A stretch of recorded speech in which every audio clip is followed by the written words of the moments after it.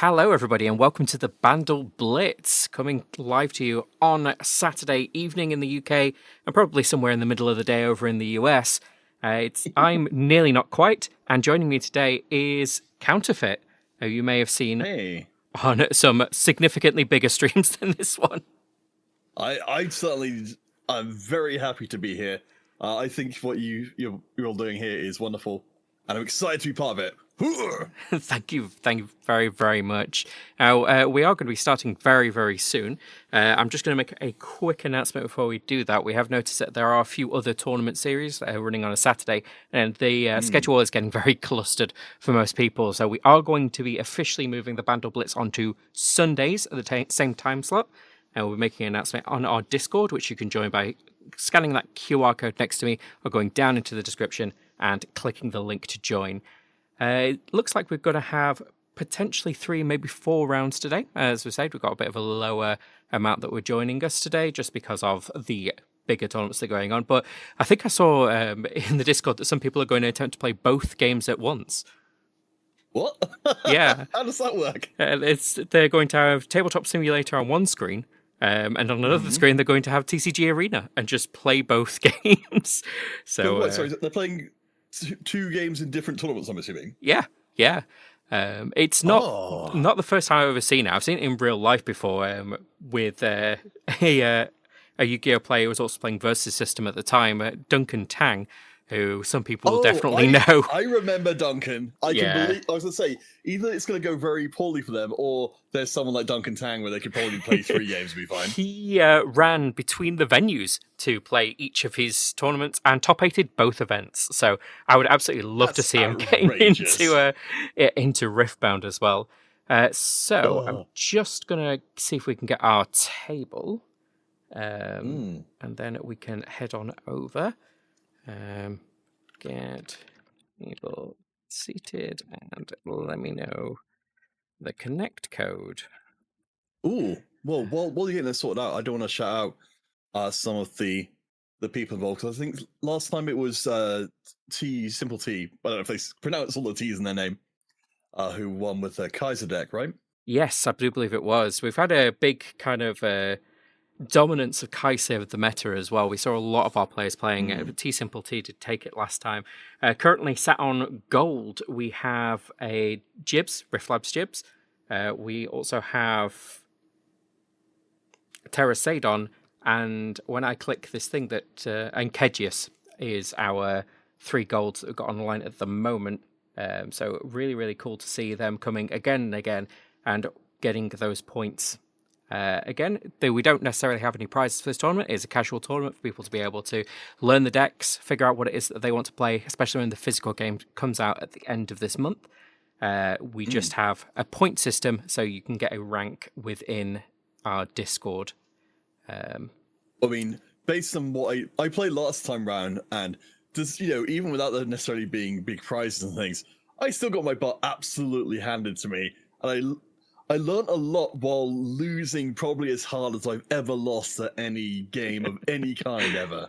It does feel that way, especially when it's a brand new game. It's exactly the same as when I was playing Lorcana for the first time and picking up a deck, and also playing this game for the first time, picking up a starter deck. It was quite nice to learn. A very easy game. We were playing a Jinx mirror match just with the Origins decks, just so I could learn. And then I said, "Hey Matt, shall we play another game?" And then Matt just completely wrecked me in the second game. Sat there with my starter deck, going, "I'm not really quite sure what it is that I meant to do." I do think it's so fascinating for us to all be on the precipice of seeing what Riftbound is going to be. Like, I've never been involved with a game pre-release in this kind of way, where it's inspiring people to make this much effort and put this much time into something that's literally doesn't exist in the physical space yet. So I'm hoping this is a good sign. Yeah, I mean, we know that we have Pixelborn, which has come in at the start of pretty much every single game to be able to make an online version, and then been cut down in its prime, usually not that long afterwards. And mostly I think it's because it's such a good platform, but that's just my opinion. But Riot just encouraging people to be getting familiar with the cards and ready to play, and building that hype and allowing people like us to be able to stream people playing this online is an absolutely fantastic marketing strategy because people are already ready. They already know exactly what they want, and those cards are going to sell out immediately. I'm going to feel like I'm so good at this game when I go to a release event. I'm hoping that nobody else there basically just knows how the game works. And I'll be like, well, I think you'll find that you have an attack and a defense and all these kind of triggers. And they'll be like, I like you know what you're talking about. You're probably right. And I'm like, yeah, the guy that didn't know anything about Riftbound but saw League of Legends in their hobby store is not going to know what hit them. Oh, I mean, this is the thing, isn't it? You know, we look at something like TFT, which was, you know, just taking from auto chess and the Riot brand being attached to it and the amount of attention that can bring just managed to reach people in a way which I think anything which wasn't, you know, League of Legends flavored just can't really do. Yeah, it's such a big brand, Riot and League of Legends, that they could pretty much pick up and do anything that they want to do with it, which is what we've seen with the Netflix series Arcane, with what we saw with the foray into the digital card game space, with Legend of Runeterra. It is absolutely huge. I've just got the direct connect code. We've told them not to start yet, but we're going to have Tristana come on screen and just tell us Locked, loaded, and ready to rock it.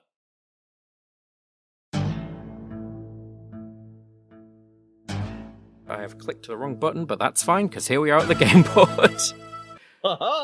Absolutely beautiful game mats that they've selected here as well. I know, right?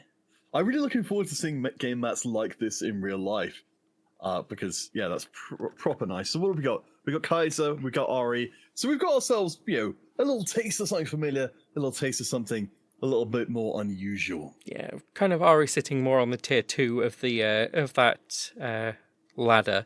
Is what we've seen from previous events, but still a very strong deck. I'll have to see how we have. Let's just check who is playing what. Azriel at the top is playing Kaiser, and Noah is playing Ari at the bottom. So I will just update our names on stream real quick. Okay. So I mean, if we're assuming this is going to be let's see, because I'm going to have a quick look through for my Ari decks as well to see what's going on. I'm assuming that if we're going to go with a fairly standard setup here, we've got the Nine-Tailed Fox going on for the -1 strength, and presumably we'll be seeing, of course, more or less standard stuff out the Kaiser side. More than likely. We're actually sitting at a Targon's Peak and a Dreaming Tree over on Ari's side. Dreaming Tree, just a fantastic way of getting card draw and really ramping up in the Ari deck. And a very standard Watchful Sentry hitting the board as the first turn over on Azriel's side. Hello, Cedro. Welcome into the chat. Always good to see you. Hello! Oh my gosh. Please do let us know, Cedro, how you think this one's going to be going, because I'm really fascinated. I really want to see. Okay, so yeah, immediately kind of just trying to go for a little bit more value with the Find Your Center. I'm kind of curious to see. I mean, we haven't got the deck list for these particular players here, but I'm just kind of going on approximations of what we were getting here. I wasn't necessarily sure if we would be seeing the Ari deck more focused towards the later game. Very possible. As I say, we don't have these deck lists, which I think gives a little bit of a more of a surprise on what it is that we're going to be seeing. There's so many different ways that people are picking up to be able to play some of these decks. It's not always just very standard, and I love to see in this sort of space where people feel like they can actually kind of play around with the way that their deck is working. But yeah, we should be seeing kind of a look at getting as many runes up as possible, getting a bunch of points as early as possible, and then just trying to hold as much as possible from there. So first point on the board over to Azriel. Yeah, so far not seeing too much. So a second Find Your Center coming through. So Noah's really holding their cards close to their chest. I suppose at least you can't have any of your stuff removed by Kaiser if you don't have anything to be removed. I mean, yeah. That is one way of beating these heavy removal decks, is to not play any cards. Oh, there's the Zhonya's. Okay. Interesting. We're setting ourselves up. Yeah, interesting to play that without any particular units out there for it to be used against. Kind of telegraphing it, but it's less of a telegraph, more of a shout. Well, I suppose if we talk about the deck in general, then if we assume it's like a sort of pretty standard Ari deck, we've got, of course, we've got the Ari alluring, getting the extra points on hold, and then the time warp to let us do that again and just win the game almost in one go. One of the cards which I'm wondering if we might see nearly is Unchecked Power, for instance.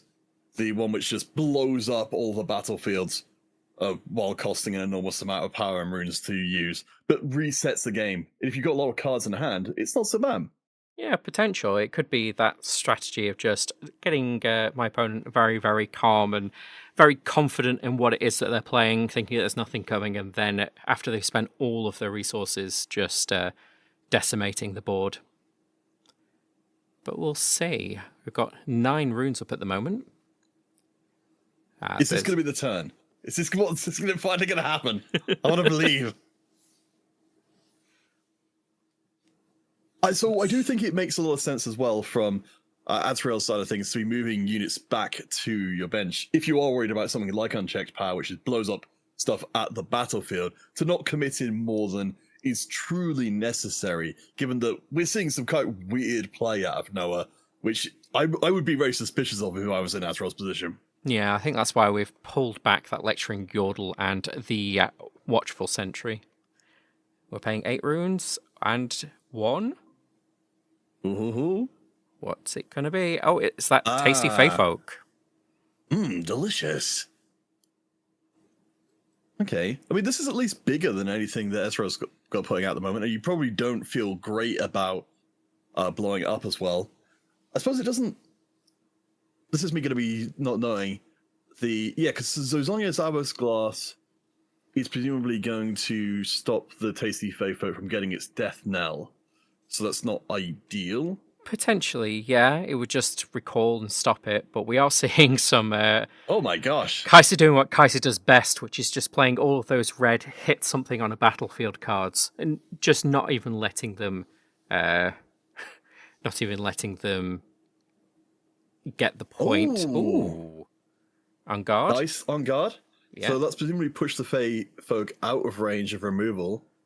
Yeah, just checking out. So they've done 7 damage exactly, so I think... Yeah, that would just be 1. What could it be? 1 out of the way, and yep, there's the -1.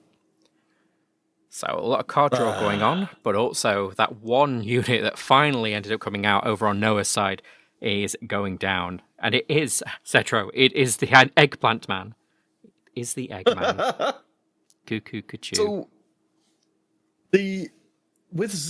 this is me, again, still being pretty new at the game, because the way that Sonya's Hourglass is worded, it sort of just says, the next time a friendly unit would die, kill this instead. It doesn't say you may, so presumably from the way they're playing, this is actually an optional effect, though it doesn't read that way.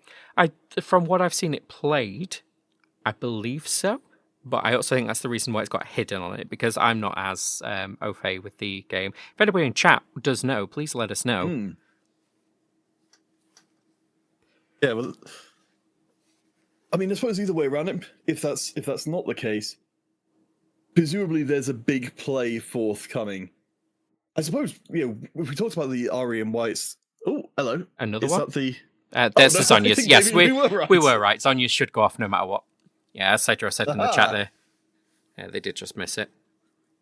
Yes, so you'll miss out on your death now, I'm assuming, because it makes it so it doesn't die. That's rather right, than it dies and comes back again. I would assume that the Zhonya's was really intended for the Ari longer term. Yeah, usually that is what it's for. It's protecting those really, really valuable units that you've got like Ari, especially because Ari is going to be that kind of that engine to be able to just generate as many points as possible going in. But we are seeing Kai'Sa doing what Kai'Sa does best, which is essentially any option that you've got, you don't have that option anymore. Oh boy, 5-0 with all of that removal spell, and now of course we've got a good board set up at Azrael. We've got tons of runes, we've got tons of cards in hand. Presumably, we're just going to see that same turn repeated again. It does seem that way. but we'll see. I mean, tell me if you think I'm wrong here, but it doesn't. This feels like it's going to be quite hard to come back from. It is very hard to come back from. At this point, it really depends what is sat in that hand that would be able to essentially just get rid of this entire board. But I maybe would end up going into game 2 immediately and just grabbing my sideboard and seeing exactly what it is that I could do to be able to prevent it, so I'm not going to have that exact same turn again. Well, I mean, unchecked power would clear the board. Yeah. But it does exhaust all of your units, so it deals 12 to all battlefields. So it would also, I suppose, it would kill the Fey Folk, but you would also get the Death Knell effect. So I could see it being maybe a response to, actually no, this kind of makes sense. I mean, we don't know if unchecked power is in hand, but this way at least you're drawing out the removal from your opponent's hand, and then maybe you just blow up the whole field anyway. Yeah. Very potential. And we're having pretty much an exact replica of what happened last turn.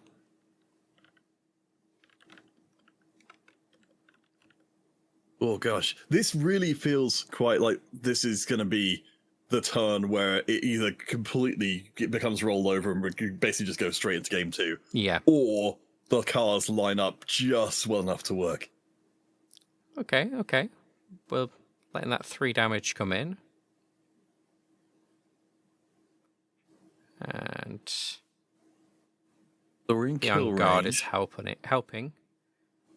It's on 8 -3, so we've got 5 might left. Oh, that's right. Sorry, I was misreading those cards. So presumably he's still going to survive. Yeah.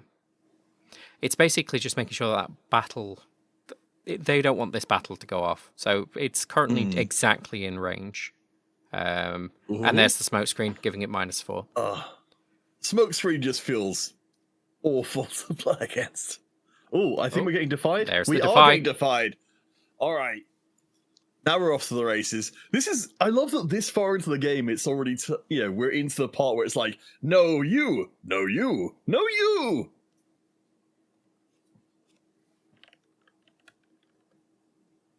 Cetro's got some interesting stuff to say. Ari can win from 3 points and never counter out.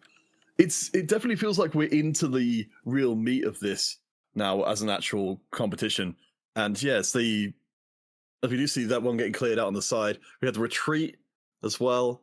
But I don't know. I'm here for Noah to pull this one back. That would definitely be the more entertaining way it could go. Most definitely, yeah. And we've held that point. But we are now, I believe, going to be on 6 if we pass turn here over on Azrael's side, which is pretty much the guy where you want to be able to knock it up to 8 the next turn. And I suppose as well, the Dreaming Tree has been paying off as well, with the buff spells turning into 2 cards. And also, of course, now we're at 5 points. The Find Your Center is going to be discounted to basically free. Essentially, yeah.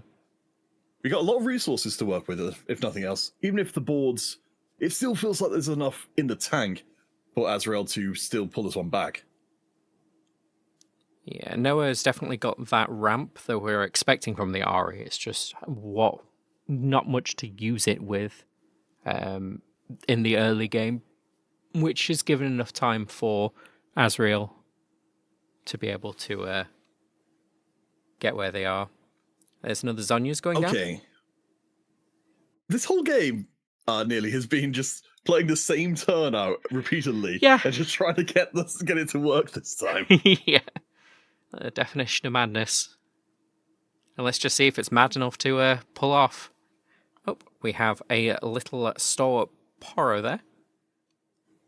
Fantastic early turn card. As Matt said during a last stream, pretty much the standard for a 2-cost. I really like him, and also it's very furry, which is, of course, a big qualifier for a card. I'm trying to figure out I really want to grow a mustache like that myself. I think it'll be a great thing. So I'm presuming, I haven't played a lot of the Ari deck, but maybe you and Cedro can tell me. I'm presuming that what we're trying to do is build up one site where we can safely drop in the Ari and say, you know what, I can drop in here, fish for my 2 points per turn, and the time warp that turns into another 2 points. Essentially, yeah. That's kind of our plan, is to drop big things so that we can hold as much as possible and use that as Zhonya's just to make sure that we can keep our guys that are going to be giving us the most value. And Ari's just that cream on top there, just saying, I'm going to give you that extra point every single time. But yeah, if there is a 1,000 Tail Watcher in hand, it is going to pull this right back. So hopefully that's what Noah is holding on to for this next turn.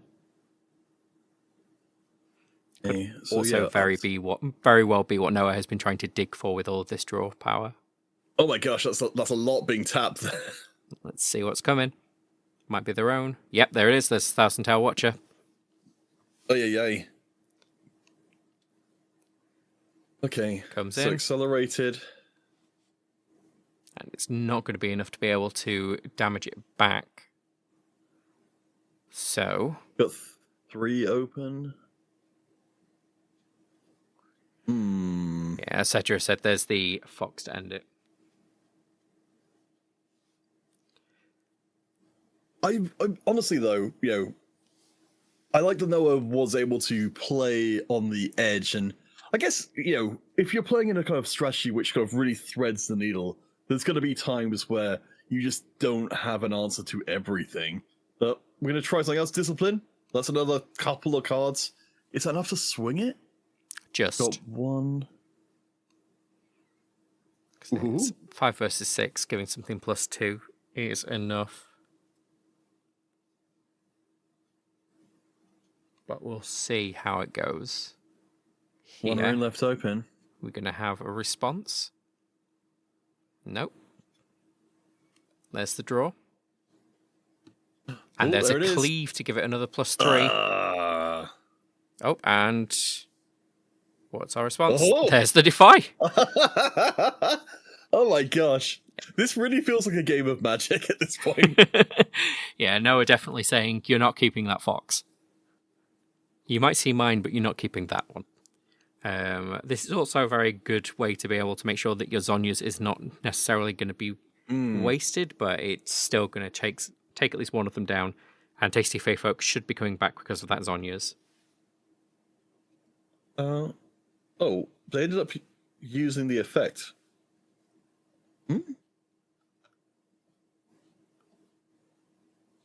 Don't know if that's... Well, maybe someone can clarify first. Yeah, I'm just going to ping. Certainly, we thought that wasn't supposed to work that way before, but I guess we're all here to learn some stuff. Because I was assuming that we were seeing the Paro being targeted just to get rid of the Zhonya's. Yeah, that would have been what I'd expected as well, but it does deny that Death Knell effect as well. And sends it back to base, so it's less of a threat. In the immediacy, anyway. Okay. It will come back in, but... Well, presumably in the turns yet to come... There we go. Will be... Okay, yeah, so we've got that coming back. Okay, and I think we're rolling back the Death Knell as well. Yeah, there it is.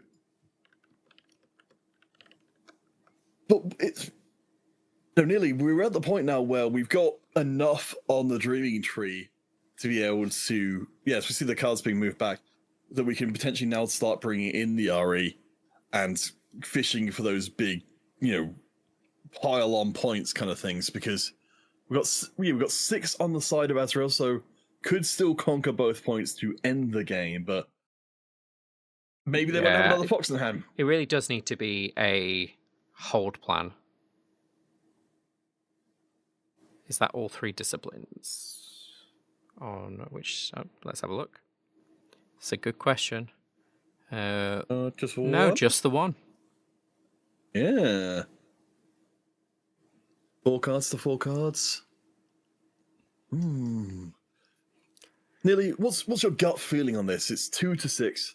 I do feel both sides. Yeah, there we go, and that's to score that point. You could very well have brought Ari into that battlefield now as well, which means that you will gain an extra point, I believe. Oh no, it's just when they hold. So it's going to be a big hold plan now. Get big things in there, and where are we going? Is this the time warp? Yep, there's the time warp. That's 2 points in for doing that. Okay. So that's going to bring them up to 5 for holding both. Let's see. So you have to pay 10. So we're not doing time warp. Well, there isn't really reasons to do time warp again. No. But I'm assuming RE is somewhere in this equation. We'll see. It's got to be a real hold plan at this point, just to make sure that we can keep as much stuff there. But we do know that a lot of removal has been used over on Azrael's side. Let me just have a quick check and see which one's been played. We've had 1 Void Seeker, 1 Cleave, and I thought I saw 2 Hextech Rays there as well. And 2 Stupefies have also been played. So there's been a lot of those resources that we'd expect to be able to just empty people's turns. And nullify it. Coming down is a Clockwork Keeper. Look at this little guy. You may pay an extra... is that Calm? Yeah, Calm Rune as a cost to draw a card. Cheers. It looks like it's still a battle of card advantage at this point. I mean, both players have got 4 cards left in hand, but it does feel like at this point that I think it feels like every turn that passes that Azrael has not won is, a turn closer to Noah coming back. I mean, we're still on 6 points. We're still, potentially 1 turn away from the Kaiser deck just sweeping back through and winning, but holding my breath for next turn. It's still 6-5, and there's the Ari. Oh, there's the Ari. We've got 2 mana to back it up. Let's see if it plays out. All right. Give me some... What's your kind of gut feeling, Nearly? Do you feel like this is going to be Azrael coming back, or do you feel like Noah's got what they need? Honestly, at the moment, it feels like for Noah over on our Ari side is that they have a very tough line to be able to break through, but also I've seen Kaiser do it. So we've got 9 of those resources. We've got 5 cards in hand. Just anything Acathian Rain would massively deal with this board, getting a lot of those resources out. So we've seen several on guards already, so we've probably got Defy, Stupefy, probably a Discipline in hand. So we can deal with small, or tight battles, but we can't deal with a big blowout. Yeah, I think that's what it might be. And as Cedro agrees in the chat there, that Kaiser has already used a lot of resources. Ooh, we'll have to see. Teasing us, Lily. Just thinking. It's like in chess. That hand just hasn't quite moved from that piece yet. Okay, so we'll bring both of those in. That is a 6. I do kind of like 3. this. So if the Poro goes down, there's no chance of... if you try to kill the Ari at this point, then you still leave open the possibility that if you fail, you just lose immediately. Whereas in this case, if you kill the Poro, it goes... Noah goes up to 7, but doesn't win immediately if they're not willing to spend resources to save the Stalwart Poro. Yeah, I think that's what we're just checking, if there's going to be a response at all. And there we saw that there wasn't a response. They're going to be keeping it... Cleve can get defied as well. Etc. was just saying, so yeah, there's a lot of responses that Noah's still got. But just testing the waters over on Azrael's side, what's the point of me playing any cards just yet? Because I need to check to see whether anything's going to come out. Accidentally playing the wrong card there by the look of it. Just revealing a little bit too much information. But yeah, there it comes out again. Well, I mean, we're in such a difficult spot, though, for Noah, because stopping the hold point coming in through on a left-hand Dreaming Tree with all of these cards there. There's a Darius as well. I'm not sure whether Azrael clocked there that Ari is going to score them 2 points, bring them directly up to 7 at this point. So we'll see if they're able to get over this absolutely massive wall over on that left battlefield there.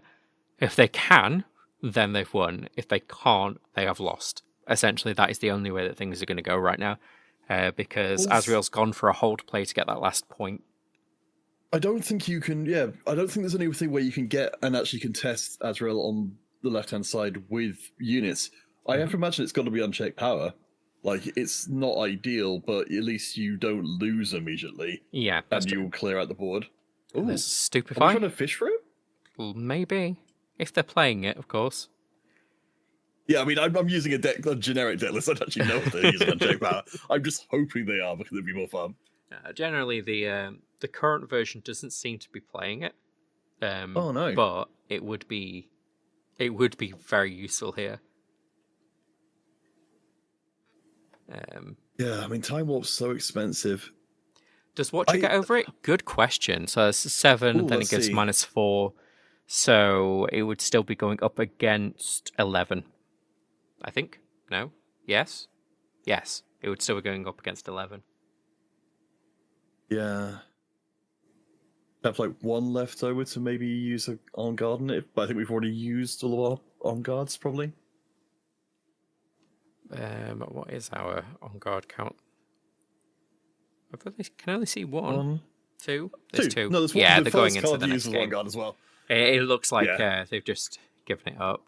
Given it up there. Darius would be 2. Yeah. The Thousand Tail Watcher was pretty much the only thing that was going to bring them back from there, from the usual deck lists that I've seen. But yeah, it looks like we're going over to the next game with Azrael taking the first one. Oh, well, at least they gave us a good brawl, honestly. I was entertained. I was sports entertained. Yeah, the Thousand Tail Watcher would have pretty much been the other card that does it. I misread the card. I thought it was just one card that it would get minus, but it's all cards would be -3. Oh yes. Yeah, I think Thousand Tails is one of those ones that if you saw it in a different card game context, you'd be like, the heck? Yeah, there's a lot of cards in this, to be fair. I'm not a massive fan of putting a card in your first set that says take another turn. I'll be honest with you. That just imagine if they did that in something like Yu-Gi-Oh! It would just be the only card that was played in every deck.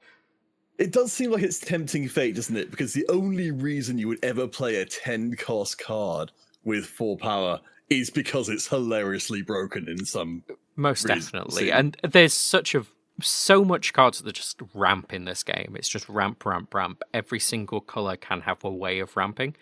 And as Cedric just said, Dazzling Aurora as well is an absolutely ridiculous card, as is Baited Hook. There's just so many really, really strong cards that just say, I'm just going to dump my deck on the table.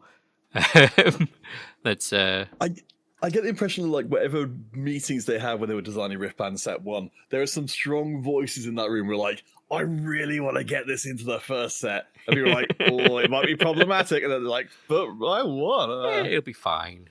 Oh, we're getting a full 2 mulligan there over on Noah's side. Didn't quite get what it was that they were looking for. Right, what are our battlefields? I'm still terrible at identifying them visually. Don't put Baited Hook in the same conversation. Baited Hook is a very, very good card. Oh, no, I mean, speaking of Yu-Gi-Oh!, it really feels like a very Yu-Gi-Oh!-y card, where your opponent just gets lucky, you lose. And it's like, well...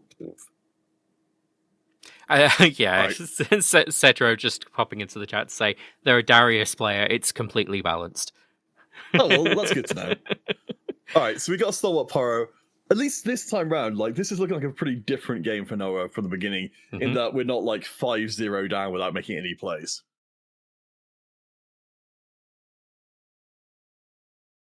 There's the Zonias again, and they're playing it face up, which is just...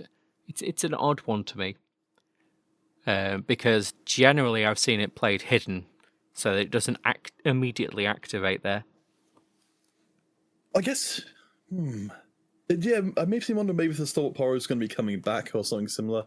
Because, yeah, if you put it hidden on the battlefield, I suppose ultimately that sort of is the same thing, because the Poro is going to get run over and killed anyway.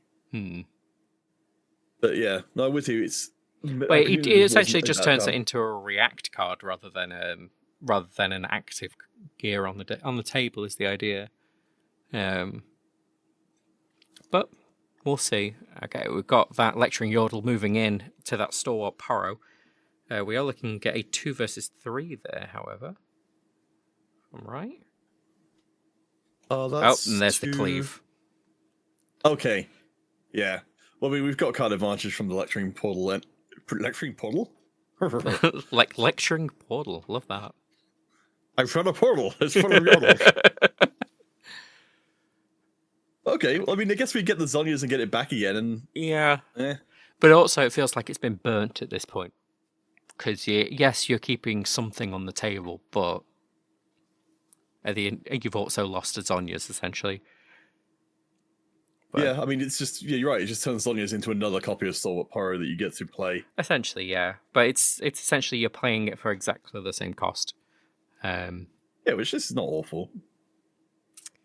And we've got an Aspirant's Climb out there, so we're trying to get to 9 this time. And a Reaver's Row. Hmm. Yeah, moving that Watchful Sentry into the same battlefield. Starting the hold plan. With a Raven Blue student. Pretty much every single early game card that you would expect to see from a Kaiser deck just hit the table. Yeah. I mean, as I said, like, Noah's at least not completely hemorrhaging points and has got enough time to get the Stalwart Pyro back out onto the Reaver's Row, which, as I said, has got the escape hatch if needed, but oh, interesting. Okay, so we're going to go in and just try and get a little bit of clobbering in instead. Presumably going to be using some sort of combat trick. No, there we go. Put it to the wrong one. That's the kind of thing I would do. Okay, so we got a point. I mean, it feels like, again, this fundamentally changes the game, as we are starting now to see some more of the same sort of play from Noah, but we were saying before, just ramping. But we're not behind on points, we're actually ahead on points. And so, I mean, last time we were like 1 point away from winning the game. In this case, we're 2 points clear of where we were at the same, the same juncture. point that we were, last time. It's interesting. We've still got 5 cards in hand. We're getting more and more runes. So they will just be digging to get that play together. Reaver's Row, fantastic. Also potentially here for Noah, just because being able to stick down the Ari and then having that escape hatch to be able to make sure that it pushes back into base and isn't going to be gotten rid of. Although saying that, Kaiser has a lot of ways of getting rid of units without actually getting into a combat. Yeah, I think against maybe other decks, the Zonias would be a little bit more reliable in that respect. Mm-hmm. But I suppose if you were talking about the idea of playing it hidden rather than playing it to the base, I think if we can see Noah actually get established on one of these battlefields, then you can play it hidden without it just being, oh, I might as well have played it open because I've only got 1 unit and I've got to use it or lose it. Yeah. Raven Blue moving into the Reaver's Row, starting that combat. I wouldn't like this if I were 3. There's the Stupefy. So up to 4. Oh, sorry, so it's -1. And then also Raven Bloom, I believe, gets a +1. Yes, they're very helpfully putting the numbers in for us. Oh, and they're playing their own Stupefy. So that's going to mean that we're currently trading. That's right, yeah.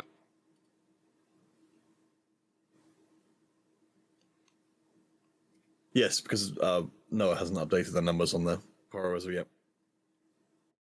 Let's see if we're getting a response. I do like that we're in this set. We've got quite a lot of cards which are just like Cave minor, or like cantrips of getting these minor effects and then minor bonuses. It feels like you get a lot more interaction that way. 100%, I completely agree. These lower costs, just give me +1, give me -1, just means that combat doesn't become just a I attack you, it becomes a I'm attacking you, and there may be cards that I can play. I can keep this close to my chest. You know that I have 1 rune up, and that still means that I could play something that would potentially disrupt your play. It adds just another level of skill. And there's an On Guard. There's a lot of runes open, though, for Atrel. Yeah. I don't know if I would feel very comfortable knowing, the Ravenbloom student just is so ludicrous if you back it up with anything. Yeah, it is potentially just going to keep growing and growing. Oh, there we go. waiting until the pyro got big enough and then smoke screening it.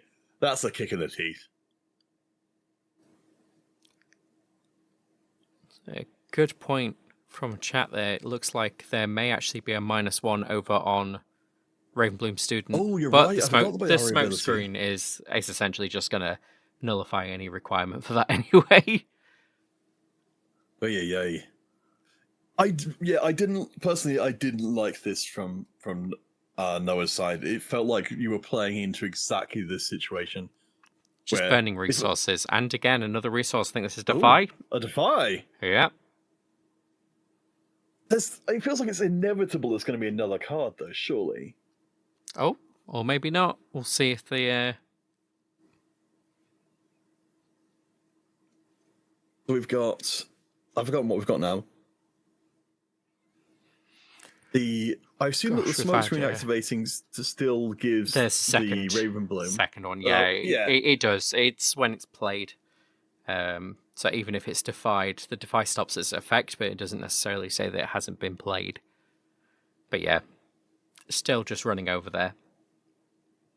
I mean, we've burnt a lot of cards in doing this, so I suppose that's something, but Azrael, apparently saw it as worthwhile to commit nearly in their entire hand to do that. Yeah, Noah also committing basically all of the cards that they had just to be able to burn that as well. There's only 4 cards in hand. They have 8 runes up. They still could bring this back. There is a lot of stuff that they could have in hand that will stop. Defy completely stops it like if it was never played, I believe. I think there was something very similar that we had a judge call for recently, but I can look it would work that way, but I don't. It's difficult because we can't actually trust the wording on the cards at this point. Yeah, that's the problem. I'm just going to check if there's any threads that may have Ravenbloom.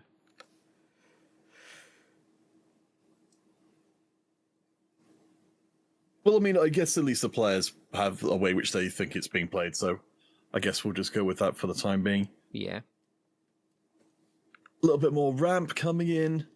It does look like at this point, while we've been praising Noah for being more active in the early game and actually forcing out some plays, I guess we're still waiting on the big turn of something like the Tasty Feyfolk or the Thousand Tail. I mean, Thousand Tails Watcher would be a bit overkill, but Tasty would be great to come in and just, sweep out a point. Maybe die in the process, but at least be good value. Yeah. It was a Dreaming Tree. Call the Week, I think, was what we were looking at before. That was the interaction that we were looking at. No, Defy, you are right. It is counterspelled as if it doesn't come in. Oh, interesting. Okay. Well, today I learned, and hopefully we'll remember that. All the stuff in my brain were like, I think this card works this way and this card works the other way. The Riftbound community server is a great place to go and look for this kind of thing. They have all of the rules questions that people have asked in a nice searchable format. So you're able to find any information that you need. Yeah, it's great. Oh, gosh. I'll have to look that up. Yes, rules questions. Gosh, okay, yes, I should definitely look through that. Anyway, back to the game. Mm-hmm. So functionally, we've got a third Stalwart Pyro coming in because we got one to start with, one from Zonya's, and now a third one in as well. Yeah. And it's not going to do very well into this situation where it can't get in and activate its defender effect. And Kaiser's now out there and ready to be able to come in. Didn't get accelerated, which is interesting. But I can understand I think this why. It's starting to look a lot like the previous game, isn't it, though? Yeah. But we, five. It's not 5-0, 5-2, but we're seeing a lot. Unless Noah has an incredible follow-on turn, this feels very hard to pull off. Yeah, let's see. I'd be sat there kind of in the same position at the moment. There are plays that could bring it back.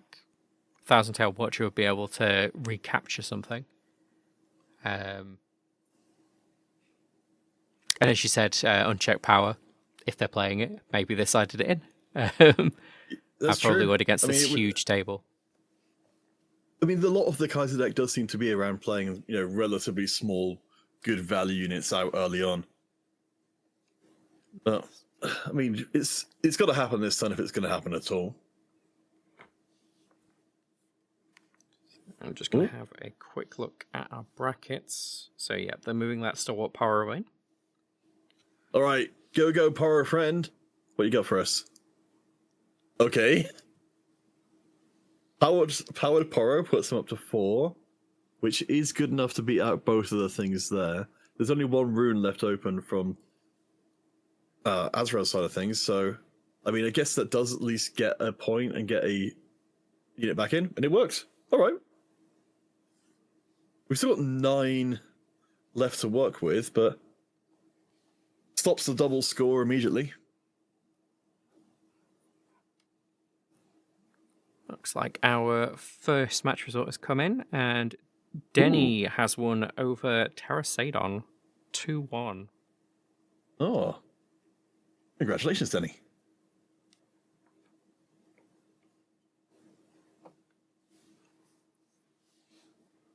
Checking to see if anything else is happening on the board. Looks like it's not for now. No. I think Noah's doing a lot of thinking. I'm trying to figure out if there's any... Oh, here we go.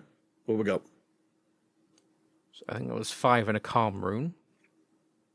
Is that going to be the Ari? Could very well be.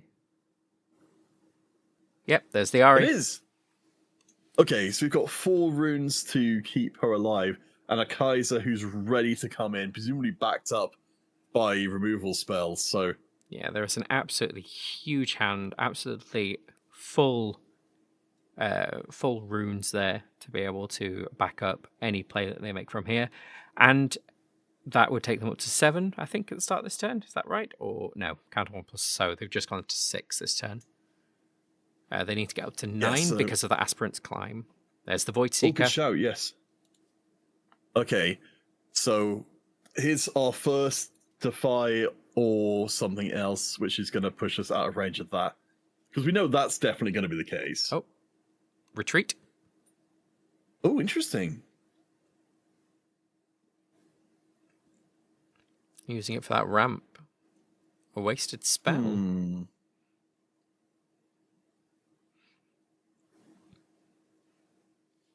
So for the Void Seeker, am I right in thinking that if it doesn't deal 4 damage to a unit, you don't draw?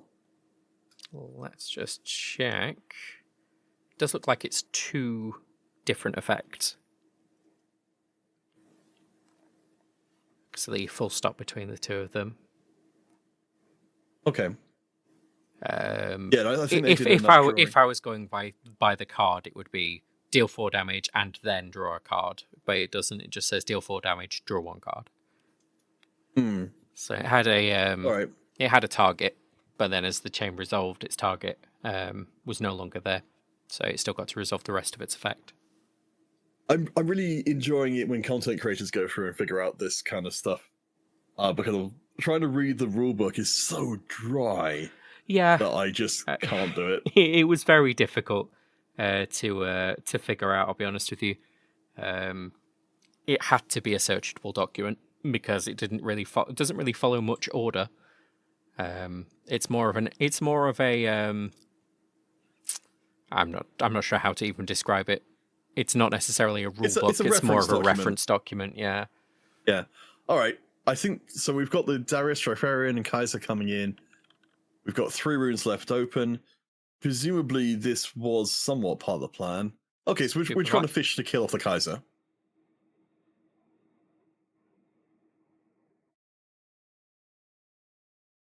I don't hate that.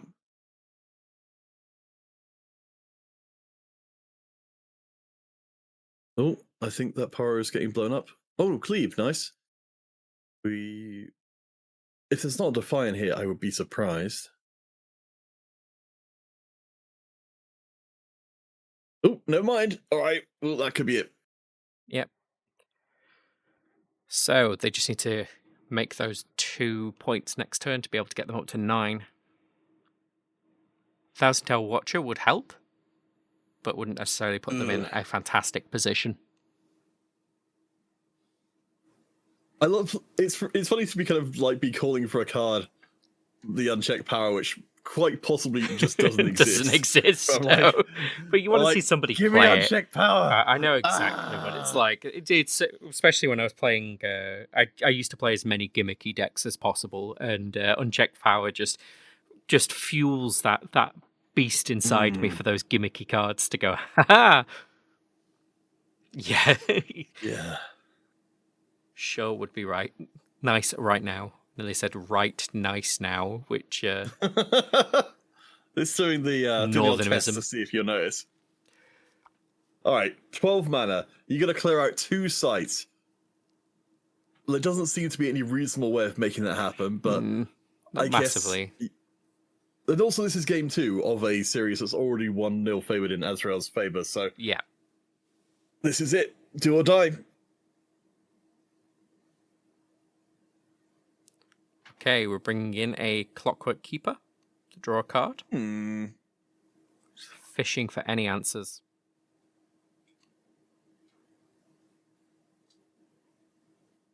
Trying to figure out if there was a way to time warp yourself another card.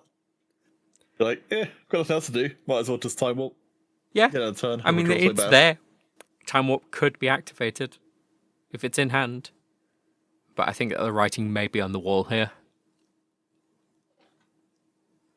It's a real shame. I was really hoping we would get to see the Ari deck getting its feet underneath. I mean, I think Game 1 ultimately ended up being the game of the series. Game 2 started promisingly, but really sputtered out. Yeah. And yeah, I think Tasty Faith Oak coming down with a 6 equation. mana.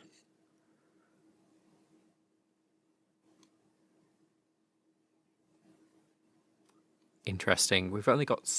Our time is a little bit off, so around 5 minutes left on the round. So even if we do end up going into a game 3, it's going to be a very short game 3. And the way that these games have gone, I would put more money on Azrael here for the early turn advantage. Well. Yeah. Reaver's Row is just going to send that Raven Bloom back. You can take... Presumably Azrael's going to win next turn just from holding the... Well, no, because they need to get to 9. It's 9, isn't it? Yeah, yes, yeah. You're right. So, but they have options. They do have options. They just have to be able to get over a Tasty Faith Folk with 2 runes in the back. There's a few options that could potentially protect it, but it's going to be difficult. Okay. So if the Faith Oak somehow survives this turn, and then we've got like we're an immediate time warp, which gains us our last whole point for the win. Yeah. I mean, I'm into it. Yeah, it's just one of those cards that you just show your opponent has to go, yeah, okay, I'll lose. As I said, ridiculous cards to put in your first set. I'm pretty sure there was some bribery going on there. Like someone was like, I love this kind of card in Magic. Can we please put this in, even if it's like the least playable card you could imagine? 100%. Being a game designer with Matt, sometimes you get those cards that you're just like, I just want to fit it in. It's so thematic, but it's also so overpowered. Why would you want to play anything else? Put this one in for me. Okay, I think maybe yeah, they've just... a concession? That was a concession, yeah. So, yeah, that looks like it was Azrael taking that first round. As I say, we've got about 4 minutes left in the round. So... Oh, cool. Well, it's my first time here. Are we going to jump into a different game or just kind of chill until next one starts up? I think it looks like everybody else has actually finished. So we are going to be able to get that next set of brackets and then be able to choose another game. Let me see what people have done. Just going to check who has won where. Okay. It looks like Silent Knight lost his first game. It does look that way, yeah. Let me see if I've got any of these decks so I can see what people are playing.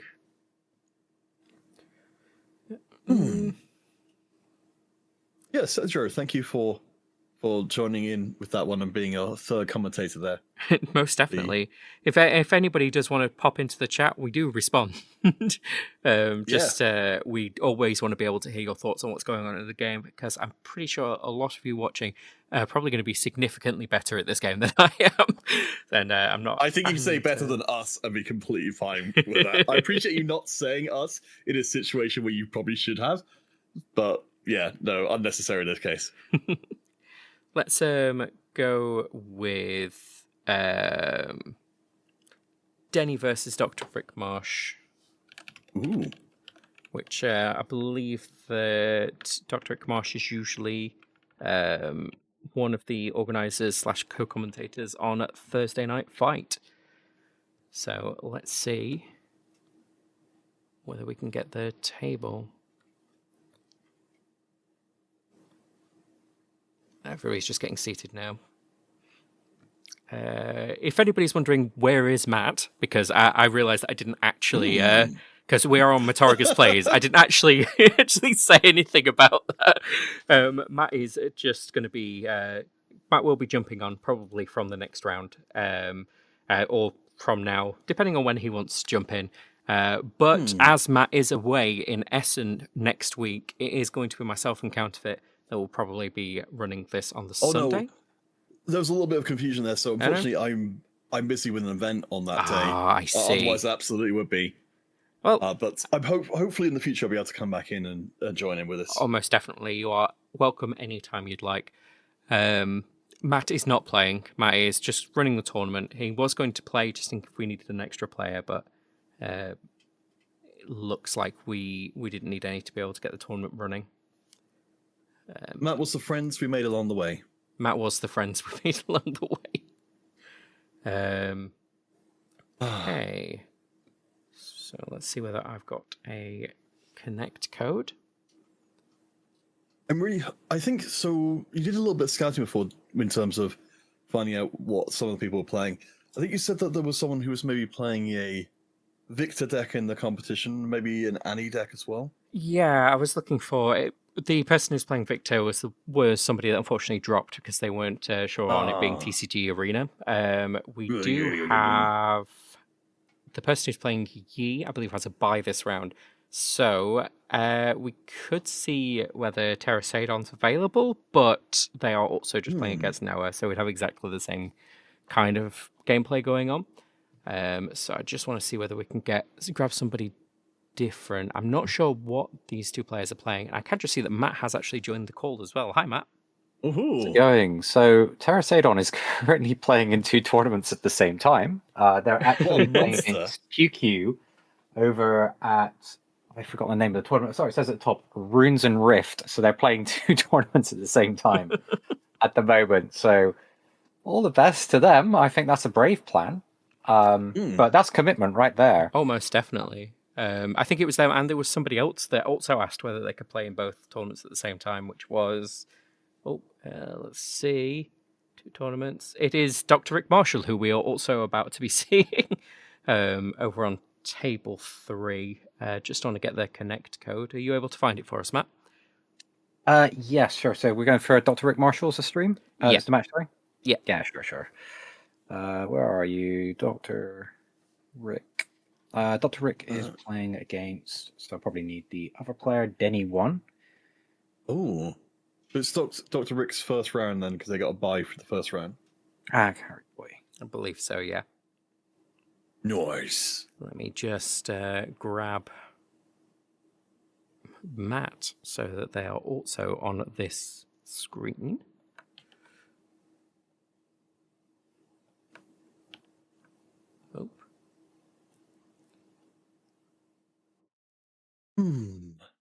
I wonder if that will become more common of people who are just absolute fiends for Riftbound. Just being like, you know what, 2 monitors, 3 monitors, 4 monitors. I think as long as you've got, enough monitors, why not just play in 1 tournament for each one you have? Yeah, honestly, if your computer can run it and you can do it, then I don't see any problem with it whatsoever. It's not like you're cheating. If anything, it's more of a detriment to you. Yeah, absolute challenge. But as I've said at the start, we're going to be moving to Sundays, which will make things a little bit easier. But let's... Give me 1 second. I'll just get us a connect code. Yeah, no worries. I think Sunday's a good day for a more chilled tournament, honestly. I might move my own to a Sunday. Yeah, it makes sense. It's when we used to run our local tournaments as well, because it was just kind of one of the end of the weekend, something to do to be able to go through. And as we've said previously, within our Discord server, if you want to join Riftbound Playtest and Chill, that QR code next to my head or down in the description. Sunday feels like a rest day. It's like Sunday through to Wednesday is the time when people aren't really running tournaments. And as we do run a little bit earlier in the day for our US players, especially because most of our players are actually in the US, it will be a little bit easier for them to play during the day. Welcome back, Matt. Hey, yeah, so I've just pasted the code so we can jump into the game. Should be exciting. Everybody's getting ready for the release, which is literally just about 10 days away. I believe it's the 28th of October that everything hits the stores. It's going to be limited supply initially, so much so that Riot did a reprint on their official Riot store for people to get in on set 1, which is a good sign. Crazy, it means, wasn't it? Yeah. I mean, I imagine that's going to be coming a little bit later because of how long it takes to print stuff. I'm not sure who they're manufacturing with, but that reprint's probably going to be showing up about a month or so later than everyone else's. I think I did hear. I've been reading Reddit a lot, and I think I did see that saying that it was going to be the second printing was going to be in time for the release. I'm not 100% on that, but I believe that's the case, or at least by like the end of the month kind of thing. So hopefully everyone gets enough that they want. Just throwing that Riot money at it, really. I think that's what's going on. Very, very quickly, let's have Tristan say what round it is. City. Well, that's right. It's round 2, and we're over at the table now. All right. So who have we got? We got almost like we're singing Misfortune. No, it's actually just 2 Kaiser decks. It's a Kaiser mirror. It is a Kaiser mirror, yes. And just see if I can see who is on each side. Yeah, so Reaver's Road definitely favors the player who gets to it first. But Dreaming Tree, in Kaiser's case, is mostly benefit from Cleave or Retreat. So again, you could argue that first player advantage in this particular matchup is pretty strong. It's always weird with Kaiser because if you play what you're supposed to play, you end up in a situation where your opposing Kaiser will have like excellent battlefields the entire set. Whereas if you play sort of like something that's tilted more towards your deck, they're going to play a battlefield that you're naturally favored on because you're both playing Kaiser. Then you get one that tilts a little bit to your strategy. So that's some of the ways you can edge the match out. Unfortunately, you just cannot beat the odds if they draw more falling stars than you. It is very, very hard to win this mirror match if they draw, for example, all 3 of their falling stars. I mean, I'm just fully expecting this to be, a shattered battlefield full of holes and explosions as everyone just can't keep anything on the board because the other person just keeps sniping everything. Oh yeah, it's like the rapid fire attack that Vegeta does in Dragon Ball Z, where he's just thrown loads of energy blasts at everything. You're like, oh yeah, that's really achieving nothing. Every single time you've ever done this on the show, nothing has happened. But by all means, keep doing it. Keep doing it. So I have just started the round, and I've let people who are playing in 2 tournaments know that they'll get a time extension for their opponent to be able to show up. Yeah. And also, if you are watching and you just joined the main server, welcome. We saw somebody joined, and we presume that it's because you are watching us right now. Turn 1, pay 2, Pouty Poro. Always love to see that start. It encourages our top Kaiser player, Denis, to go for the Lecturing Yordle because you're not going to get favorable Hedge Tech Ray. Otherwise, you'd have gone Raven Bloom, leave 1 rune up. That Pouty Poro effectively scores very safely onto the Reaver's Row. And you're going to be able to bring that back if the opponent wants to accelerate a Kaiser out, which will give you some mobility for the Dreaming Tree if you want to go back in with Cleave on that, which would be a great spot. Or we can actually just... That's super interesting. I wonder why you would play Noxus Hopeful there over deploying the Kaiser. Yeah, I wonder if there might be... Well, we were talking about this before, the stars falling from the sky. Perhaps just trying to put out some of these lower priority units just to soak some of the removal. Potentially. I guess what you're holding back here is the pressure that Kai'Sa creates for the ability to accelerate it straight in. We'll have Accelerate Cleave open to us. We also have Darius Cleave available, but the Darius Cleave, we won't get the draw off the Dreaming Tree because we'll have to ready the Darius, whereas the Kai'Sa play would draw a card on the Dreaming Tree. But that's really sus. If I was Denis, I'd be thinking there's something fishy about that play.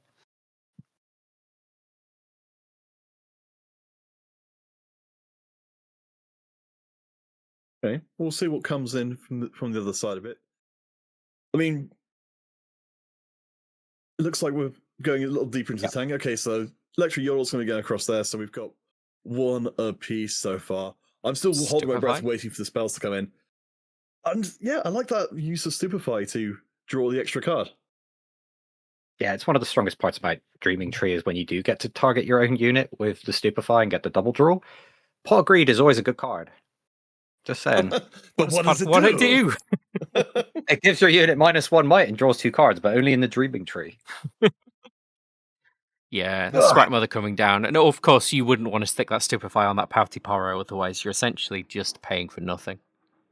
Ooh, yeah, you don't want to lose the power race in this fight. If you end up having to commit Kai'Sa's actual power resource, you end up falling behind and it puts you at a much slower place to be able to respond with Thousand-Tailed Watcher, which is one of your key ways of cleaning up. The interesting situation that you have here is that Reaver's Row is very good against any of these big Accelerate units. Here we go, it's Falling Star #1, so we can just take out the Electro Yordle and the Sprite Mother, send the Noxian Hopeful straight to the Reaver's Row, and then the Pouty Poro to Dreaming Tree, and increase our score by 2 is the likely line of events, but I have been wrong before. All right. You never know, they may play... I don't know. Braum. He isn't in the game yet. Just draws an Obelisk the Tormentor out of the ground and plays it in the middle of the match. Hey, if it worked in the anime, it can work in real life. And declare, this is no monster, it is a god, so I get to ignore the rules of the game. Like, so what we're saying is we should be on tabletop simulators. You can flip the table when you do it. I do love that they've got that feature in Tabletop Simulator. It's such an unnecessary thing to code, but also incredibly satisfying. You know that somebody did that while everyone else was out of the office, just so they could surprise them when they came back in. I don't know who actually made Tabletop Simulator, if I'm being entirely honest. If it was one person or if it's I think it's Berserk Games, but I could find that at some point.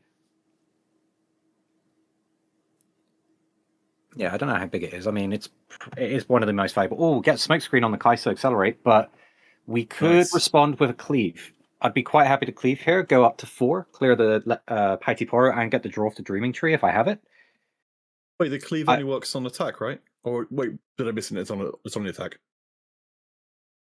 We are on Denis' turn. I lost track of whose turn it was. Yeah, Denis attacking right now. So yeah, we're going to go back up to 4 on the Kai'Sa.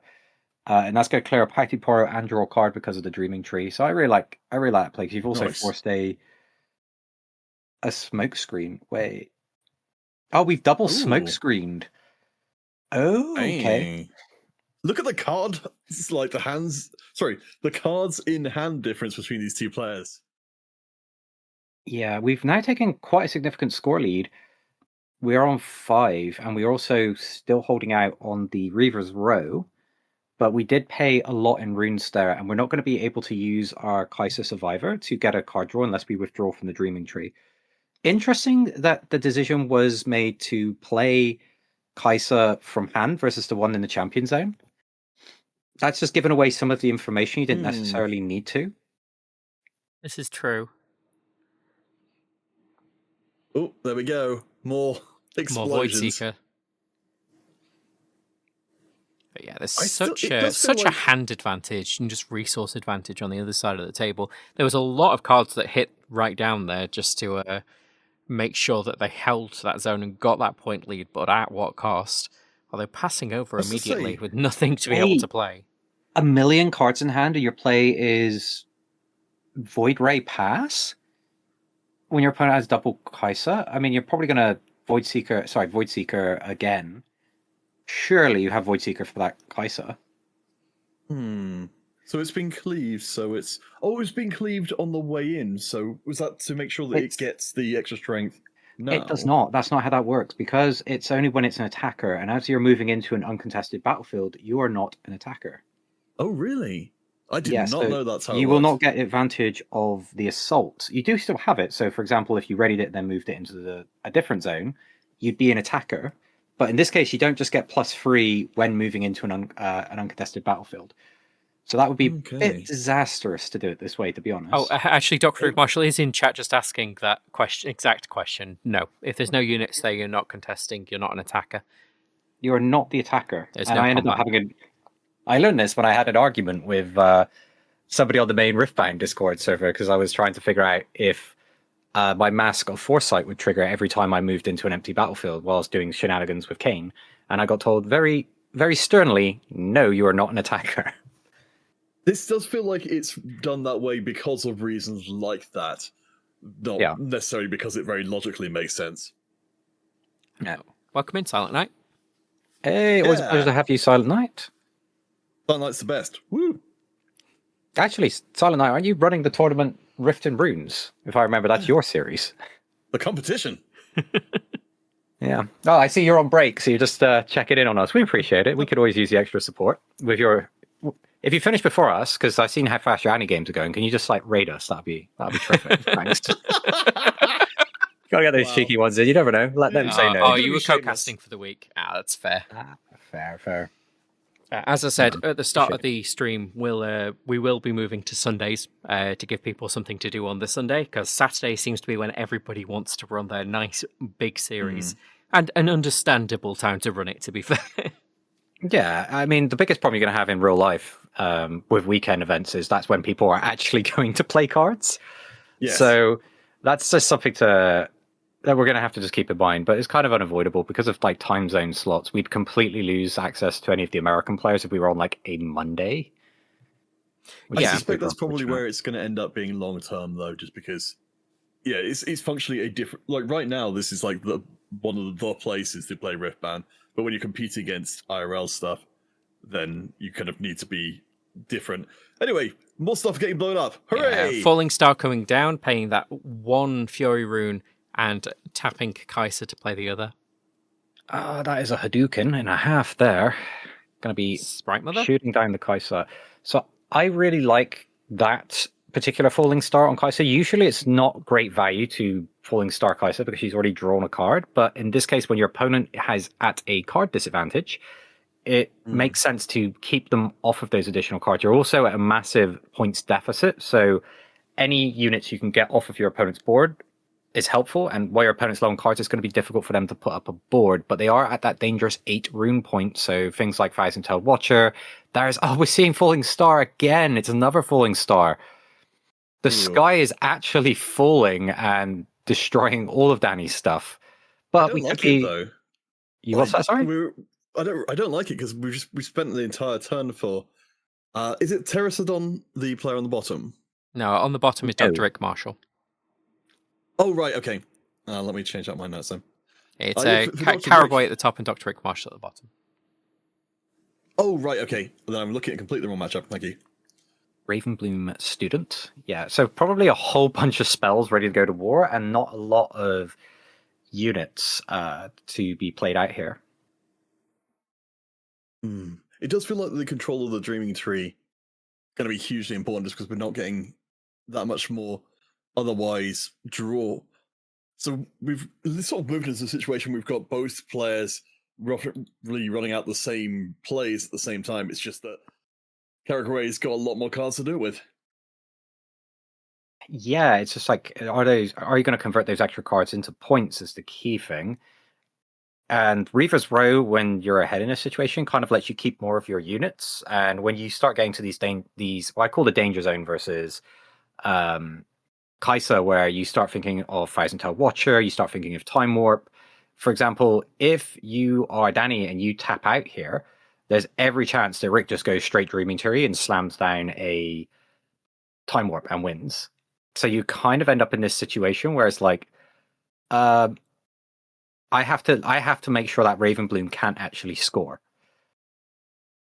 And okay, yeah. So yeah, see, this is this play is specifically trying to say, okay, if you have Time Warp, But we always run into that age-old problem. Do you play around the Thousand Tail Watcher, or do you play around the Time Warp? Because you cannot play around both, and a Thousand Tail Watcher will end this game pretty much on the spot. Well, it has to be Thousand Tail Watcher plus spell, because Darius will go down to 2, and we'd need the spell to get the +1 on the Raven Bloom, so the Raven Bloom could beat either side. We could have a Hedge Tech Ray up available, which would stop the Raven Bloom from being able to score if it's a Thousand Tail Watcher. I suppose the only advantage that Dr. Rick's got at this point is just having a lot more runes. So having a little bit more flexibility in what play could be made, because we've been seeing some pretty aggressive use of the powered removal just to try and chew through what's on the board. Yeah, so Rick actually has the advantage that he can play for game points right now, because we can go from 6 to 8, we cannot go from 5 to 8 in Kai'Sa. So Dr. Rick does have that advantage. While you're only a card down, you have the rune advantage, you have the score advantage, and we're looking for a window. We've got to be reading likely Hedge Tech Ray from Kai'Sa, potentially Stupefy, but we would need Thousand Tailed Watcher plus spell in order to get this Raven Bloom through. But it could be Thousand Tailed Watcher plus Void Seeker or a whole bunch of things. It's another Falling Star number 3. No. Oh, if you play the Time Warp now, you 100% win. If you kill the Watchful Sentry and the Raven Bloom, and then you get +1 on the Raven Bloom, and then you cast a Time Warp. It doesn't end your turn immediately. Raven Bloom gets +2. Okay, yeah, it's retreat. Okay, so if we just got Time Warp, we just win. If we have it, assuming. I'm not... We've already played 2 Kaisers, so I don't know if the third one's there, but we could have Darius as the second card. If we have it, we can play it here, and we can also win that way as well. There's a lot of I win the game stuff that's just especially when opened you're up. tapped out entirely. Yeah. Yeah, we're going to get our 7th point off of the Reaver's Row. Do we have that? So there's a problem there. If we play Darius, it won't ready because Darius has to be in play either as the second card or already in play when you play the second card to ready. So we play Darius now, it won't ready because we played the Stupefy and we've also played the Falling Star. Okay, up to 7. It does feel like Dr. Rick is playing this one out very carefully. Yeah, oh, it's a limping hand, and our opponent has a bajillion cards. So what we want to do is ideally keep at least one of our units alive, so that if we do rip the Thousand Tail Watcher or the Darius, we can double conquer. Yeah, 3 Falling Stars is diabolical, Cedro. It's not won the game because the follow-up there was a little bit soft. Otherwise, that should have ended the game. But I'd like to see a Falling Star coming from Danny here. That would be a great situation to be in.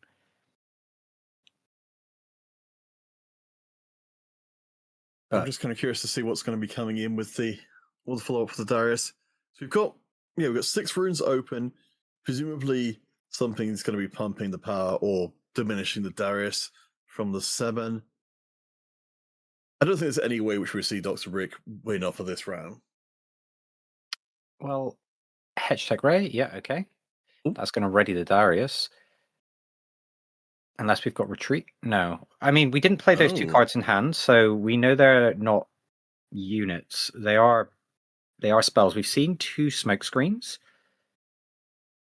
So it's possible that there's a 3rd smoke screen there, but it would be unlikely. We're at full stack of runes.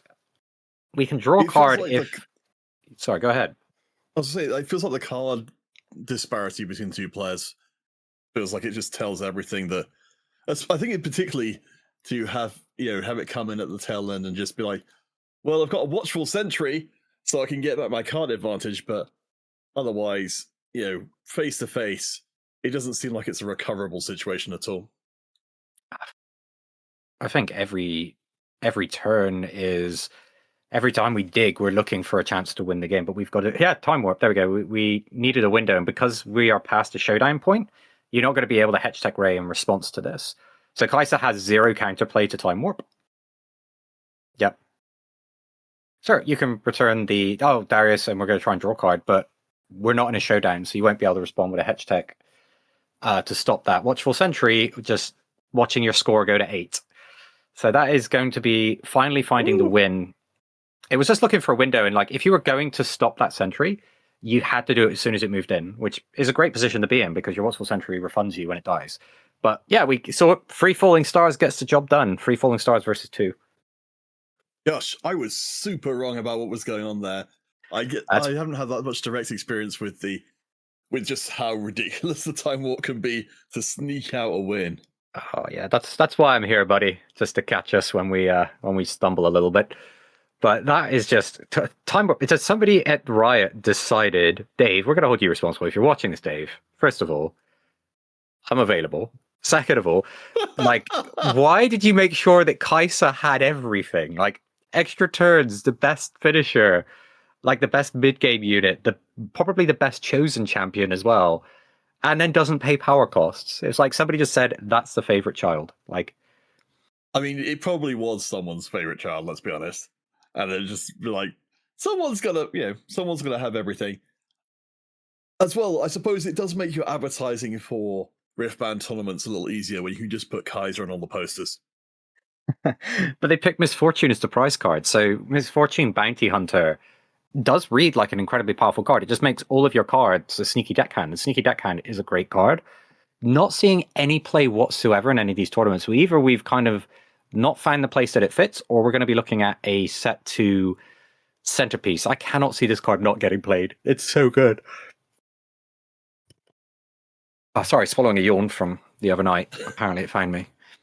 Delicious.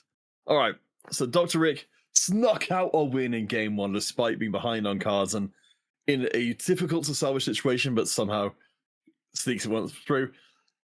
I mean, I'm prepared for anything to happen. Lily, welcome back to the conversation. The first game goes to Dr. Rick out of nowhere. Excellent. Yeah, there you go. Sneaky Deckhand got me 3 points this round. So if you can turn any of your cards into Sneaky Deckhand, there's no way that Misfortune Bounty Hunter isn't playable. But we just haven't been seeing it yet. Obelisk of Power versus Targon's Peak. That is actually... I like Dr. Rick's thinking here. Most likely going to be getting second. And that means that they get to take advantage of Obelisk, taking them up to 4, opening a huge range of what they could play. They will be able to get Kai'Sa down on turn 1 if they choose to. Absolutely masterful playing, especially because I believe that Dr. Rick is also playing in Runes and Rifts at the same time. Oh, yeah, there's people multi-boxing here, which was a fun way of playing 5 Shamans on World of Warcraft at the same time and just going around and blowing people up because all of your stuff moved in perfect unison. And like everyone was like, oh, this should be banned. And Blizzard's like, but this guy's paying like $50 a month just to do this. Let him have his fun. I feel like the problem is more, if that's a viable way of playing the game, then I feel like you've got deeper problems than one person just doing that. I like the idea of playing the same deck in different tournaments and just making exactly the same moves at the same time in different games. Yeah, I mean, that's just seeing if it works. Was it Darren Brown? Was basically paired off all these chess masters against each other and said, look, we've got a room of 12, I think it was chess players. No, I think it was like 6 or something. So he was basically playing against...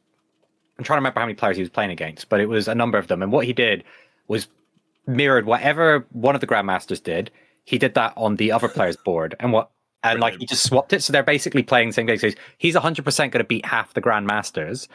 And then he just had to beat the one novice who was in the room in order to have an overall win. And then he looked incredible. But all he was doing was just memorizing the moves and then just like going, okay, you're playing against that guy over there, not me. I'm just moving the pieces. It was really cleverly well done.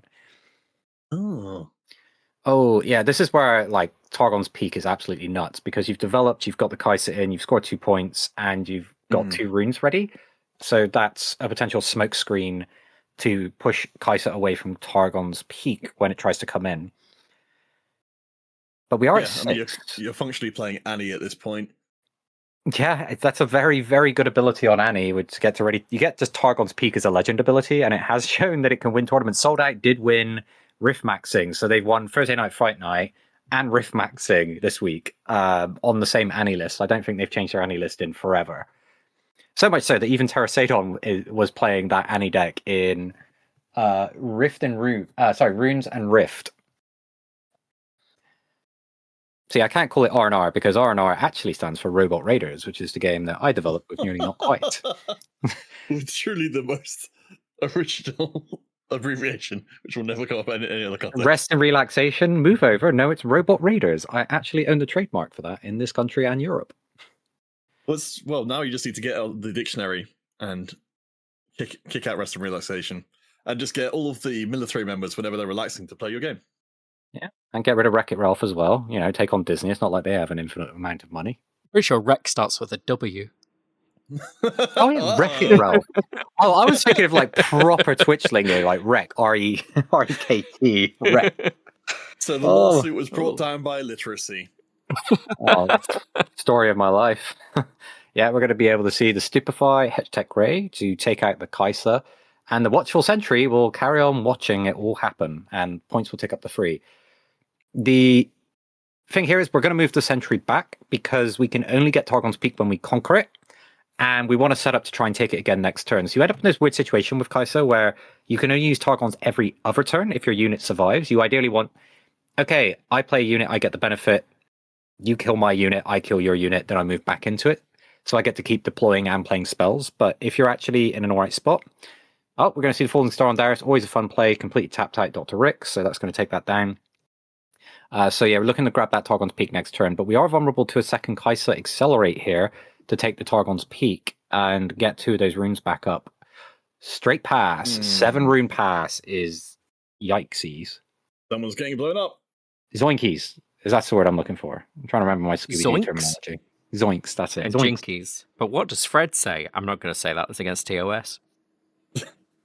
What does Fred say? Actually, I love the episode where like Supernatural kind of like appears and it's like this whole Adult Swim kind of thing where you go, oh, it's like, you know, probably just some guy in costume. Like, no, that's a real demon and they're killing people. It was a really good episode of Supernatural Scooby-Doo. Oh my gosh.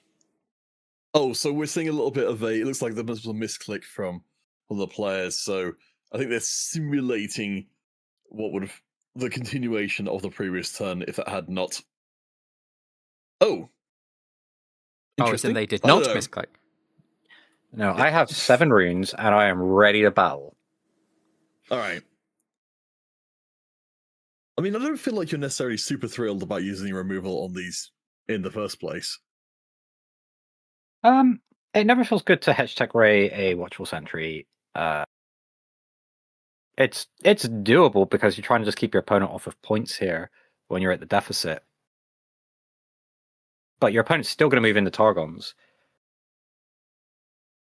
One of the cool things, though, that we have here is that your opponent's is only going to be able to get limited value out of Darius. Yeah, we're just trying to dig through the deck a little bit here and keep our opponent off points. Yeah, Kaiser's very good here. Your opponent would have to have another Void Seeker to stop this going through. And you've got retreat potential. Uh-oh. Yes! Well, we call it. I mean, we knew we were in for a turn of destruction. Do you bear in mind, of course, Dr. Rick's got that first game in hand, comes into next round with 7 runes and a clear board. Yeah, 7. We're able to cycle those 2 Void Seekers, which is pretty huge. It did cost us quite a bit of power, and our opponent is just continuing to throw down as many expendable cards as possible. All these cards will be affectionately called cantrips in other card games, where it's just my card does something when it dies, or I've already gained value from it once I've played it. Which is really interesting because in this game, there are always those comes into play draw card effects are always powerful, but it feels exceptionally good in this when even at the end of the game, just a random 2 might unit can just score you the 8th point. So like all of these things kind of add up. That's all. It's kind of interesting in this matchup for Cowboy. Like we've got another, a whole bunch of units who are all eminently disposable as the Kaiser comes out. So it's a double conquer. Mm-hmm. Levels out the score, and we get some more cards, and we're going to get Targon's Peak to ready 2 runes. But we know 2 Void Seekers are down. Ooh. Okay. Watchful Sentry's set in base. Very powerful position that Dr. Rick Marshall is in. Carry Boy may be able to take it back. Double move. Yeah, let me just keep it on the Discord server in case there's any judge queries, because I realize I have this full screened. There's the Okay, Hex so Tech 3. Ray. Taking out the lecturing yodel. Before you start trying to teach me something, you're going to get shot from... Smoke screen? Oh, smoke screens. Yeah, that's pretty good. Okay. So, going to be sat on one mic there. Yes, I did look into the ruling stuff a little bit. That I believe that even though you can't be reduced below 1 might, it still lingers as an effect. Oof, and there's their own Hex Tech Ray, taking it down with them. Okay, everyone dies. Hurrah! Hooray! Yeah, it denies that Kaiser drawing a card. That's really tough, especially when you're starting to fall behind on card advantage and runes, and you don't have the initiative here. And Although the that's me Watchful making Sentry up moves game in and term. just takes the... Yeah. Hello? Like- Just asking. Yep, the passing. I do You wanna- appreciate the use of the little emotes going on the left-hand side there as well. Oh yeah, that's why we love TCG Arena, is because like you get really lazy when you don't really want to talk to people. You can just use the thumbs up emoji to pass priority. It's how I played many a games Just like against the real life. Italians. Oh yeah, just just in real life when someone says any response, you just give them a thumbs up. In real life, it just looks creepy. Just it's a fine on nod. here. It does actually look like they're one of the reasons why they are utilizing TCG Arena a little bit more is I think that Dr. Rick Marshall may actually be in a call for runes and rifts at the same time. Yes. Yeah, this is why we're the fun tournament, because we're the only ones that are currently playing on TCG Arena. Everybody else plays on TTS, which is paid software. It's great, but we're free. And secondly, while we prefer it that you talk to players, we don't insist on it as long as you can communicate free chat here. Whereas I think a lot of the other stuff on Tabletop Simulator, you pretty much need to be in voice. I mean, they do have a chat box, but Yes. nobody uses it. Well, it's not especially convenient. All right, Yeah. so Cowboy's ahead, has got a good amount of stuff on the field. Dr. Rick Marshall is actually it's got one card still to be caught, to be cashed in from the Sentry, so isn't doing as bad on card advantage as they were doing previously. It's the time warp you've got to worry about, because if we go up to 6, we've got the potential to just take a Conquer time warp up. Playing their own Darius. Darius. And I need to just play one other card and get that Darius straight into play. 3 runes up for Caraway. The painful thing is you kind of almost want to run it into Targon's Peak so you can get 2 runes up to hold up responses, but you have to kill the Darius with your Darius. There's no way you can justify sending Darius into Watchful Sentry. You might end up even just trading your sentries off. Oh, Or you Falling can Star. play Falling Star. Yep. Bonk, bonk. You could now take out the Watchful Sentry and the Raven Bloom and then have Darius going, but if you run into Smokescreen, you just lose the game. I have a feeling it's going to happen. Yeah, so you probably... The smart play is to shoot the Darius. Oh, we are going after the back line. Okay, so we're playing the more risky play. I guess when you've got a game in hand, you can afford to play a little bit more risky.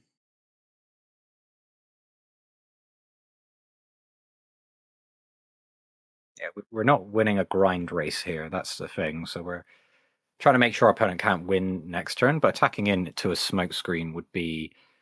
Well, there's 2 runes still up. So there's a potential for a smoke screen... Smoke off? The Great Smoke Off? Wait, are we allowed to say that, or is that something else? It's probably something else. I'm I'm pretty sure sure if I went that's to like Urban Dictionary. I'm sure that's Oh like my the gosh. American version of the British show, The Great Bake Off. And instead, it's just a bunch of people in Colorado with their farms. No, there is actually they have it. It's our show, but they just call it the Great British Baking Show. Yes, copyright. Yeah, and also I just don't understand how an American audience would react to Noel Fielding's giant head. It has to be declared at customs. Oh, there we go. Smoke screen. Smoke screen. It's like, That sir, was we're going to funny, need you that to take was all. off your shoes and also your hat. Yeah, that smoke screen is a little bit painful because you're now in a situation where Darius can move back, get readied, and take the 7th point and time warp. We won't be able to play 2 cards. Oh yeah, we just play Draven. Yeah, Draven's huge at this point. Welcome to the League of Draven. Welcome to the League of Draven. It's a 9 might Draven. Yeah, and then not even a smokescreen is going to save this Watchful Sentry. Oh, just a KK. Yeah, there we go. There we go. Game 3. Straight into game 3. Well, I mean, I guess it makes sense. 2 Kaiser decks, both alike in dignity. We'll go to a game 3 and do the whole thing over again. Yeah, so we're probably looking at the Reaver's Row coming from Danny. That's a pretty common one to be playing in Kaiser. And then whatever Dr. Rick Marshall's playing on. If I had to guess, I'd be surprised if Reaver's Row didn't come out. We could see Arena's Greatest. A few people like to accelerate the game. Yeah, it's Reaver's Row. So, okay, nice. Looks like we've had another result in, and Asriel has won 2-0 against Irritorum. Congratulations. I will update all the server roles this evening after we get the results of this tournament. But yes, what we're playing for is glory. Yeah, we'll update the leaderboard as well, which I may actually show after this, so we can see where everybody is just before we get the update. I will start making a point to be able to bring up a graphic at the start of each stream, just to be able to show where we're sitting. Oh, so Arena's Greatest. Everyone's getting a free point. It will make for a shorter game, I suppose. I love that in multiplayer when you just go, you've got like 4 players and you pick 3 battlefields and you just like 3 Arena's Greatest. All right, guys, we're going to lunch early. Yes, everyone's got meetings to get to once they're done with the game. That's how Riot playtested their multiplayer, because everyone chooses Arena's Greatest. Well, it's Friday, I want to go home. Maybe it's actually funny because I think on the Winning Point podcast, Dave said they have a section called Dave on Discord, and they like bring up some of the like insights from the actual game testing, and that they bring up is a really great section. Ooh. I do love that part of the podcast. One of the things is like we had Dazzling Aurora is pretty good, probably not as strong as it's actually performing. And I was like, is it because everybody was on Arena's Greatest? Like we just speed the game up. But I don't believe we've seen everything, and we're a very small part of the player base, all things considering. Like Piltover Archive, which is without a doubt going to be 100% the number one deck building resource for the game, unless somebody steps in and throws a bunch of money at the problem. And they have 12,000 users at the moment, and that's just going to explode once the game comes out. Oh, for sure. And I'm really looking forward to see how this game compares against some of the bigger hitters out there. Because we already saw Lorcana actually, I think they have dethroned Yu-Gi-Oh! Now in that top 3. Oh, really? That is actually such an insane achievement. Yeah, I mean, Disney is the property probably ahead of League of Legends that would actually have the most reach. Yeah. Yeah, we are going to Seeker onto a Party Poro. Yeah, we're going to pay a statement of intent. Yeah. And okay, the Sprite Mothers have probably come in from the side. This is usually a popular decision once you're playing Arena's Greatest, so you can start the scoring chains a lot faster. It's very good to pressure opponents that are playing more late game decks, and obviously if we're playing game 3 for Kaiser, we just have to play into our aggressive strategy. Because we could just, for example, accelerate our Kaiser into the Reaver's Row, and then send the Dream Sprite to the Arena's Greatest to get our score up to 4. But we would be leaving ourselves open with 0 responses if we do that. We'd be able to protect the Kaiser with the Reaver's Row, but we're just going to say, you don't get to play Kaiser. I think that seems pretty reasonable. Yeah, you guaranteed a point score here. You'd like to follow this up with a unit. I don't know if I like it so much if we can't develop another unit. Give me more Poros. Yeah, Pouty Poro is just... it was funny because, I've said this a couple of times on streams, but when talking to some of the higher level players, they were originally like, I don't like Pouty Poro. I think it's a bad card. And it's like, it's obnoxious, and that's what you kind of want for particular matchups. And it turns out that it's like one of the ace 2-drops in the mirror match. Well, I don't say it's turned out. I mean, to the surprise of no one, when Kaiser actually has to pay power costs, it slows the deck down a little bit. I really like that Poros are actually a real part of Riftbound in terms of like they're actually, they've got niche they've got certain use cases where they're really, really good. But I think it could have easily ended up in a game, just Riftbound being something where Poros were complete filler units. I mean, I'm hoping Brahm's legend ability is you can play Poros regardless of the main affiliation. And you just put all the Poros and the Poro Herder in the same deck. Like, just let me play the game, Riot. Stop making it hard work. Let me do the stuff I want to do. Even if it breaks the actual game engine you've established. And we do see Falling Star come down and sweeping Dr. Rick off the table, but we have Accelerate Kai'Sa. I do feel like that's going to be one of the most said phrases in coverage for this game. Is a Falling Star comes out and wipes the table. Boom, boom, boom. All right, woke up. Yeah, it's a Falling Star off. Yep. Do you know what I hate about Kai'Sa the most? Not that I'm down talking a deck. I think it's a great deck, and I think everybody who wants to learn competitive should learn Kai'Sa. Is that even though there are 0 red runes for Dr. Rick Marshall, they can still Hedge Tech Ray because Kai'Sa, Door of the Void's legend power just gives you a power to play any spell. So even if you don't have red, you can pretend that you do and not pay the power cost.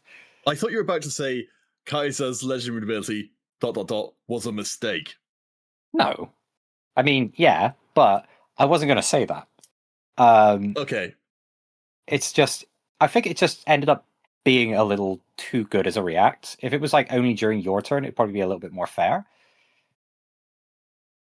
Yeah, and we're going to get if we will be seeing that long term from the game, that they just be like, this effect's too good. We're just going to quote unquote errata it to be just worse. I will be honest, errating cards is very difficult. Back when we used to do it on Yu-Gi-Oh! First of all, we tried to do it on Forbidden. We were doing it on Forbidden cards to try and bring them back off of the list. And it was always wildly unpopular when cards that people remembered so favorably, like Crush Card Virus, got errata to be fair, but then they were completely unplayable from what the original version was. It's also just like trying to get the cards out there to people, get the news out there. If people are just sat at their kitchen table and they don't necessarily follow you on social media and that, they don't know that these cards have been updated. And the worst thing you could have happen is that little Johnny goes to a tournament and goes to play this card, and it's like, yeah, that doesn't work how it says on the text box. We've changed it. Like, it's kind of just a negative playing experience. Or if it's a digital game, then you can just update it. But even games like MTG Arena don't really do that very often, as far as I can tell. Yeah, Lorcana has actually done that a few times. They have actually got official erratas. Yeah, they do re-release the cards in a set so that they can get the text. But then there's been a couple of cards. There's been a couple of cards that have been pretty busted to the point where they've said we have to do something about this card. And although now they're doing set rotations, before it was a case of we're not going to ban a card, we just need to change it slightly how it plays. And then they just got the information out on any channel that they possibly could, made sure that tournament organizers knew exactly what happened with it, and all local hobby stores that were actually where people were playing were able to get the word out. But it was a big undertaking to be able to get a change of that. I do like the idea of combining that with making the errated card very easy to get a hold of. Yeah, definitely. So that people don't feel quite as bad. Just to touch back to this game, though, because this is a fun discussion, but we were on the last game between Caraboy and Dr. Rick Marshall. We've got stuff in base for Dr. Rick, but the battlefield's both occupied by Caraboy. Yeah, this is a Draven coming out from Denis. Yeah, we're going to fall back because the ever-looming threat of Thousand Tail Watcher is right there. And leaving those two up is presenting another smoke screen. We could send the Kai'Sa in to check on the arena's greatest. And even if you do play Thousand Tail Watcher, the idea behind this is that Denis can just retreat the Draven, and we know that Dr. Rick Marshall can't win from this position. So you'd have to commit the Thousand Tail Watcher and 2 of your runes, which would mean that you can't play Time Warp on your following turn because you'll be at 9 again. So it's actually a really good fallback plan.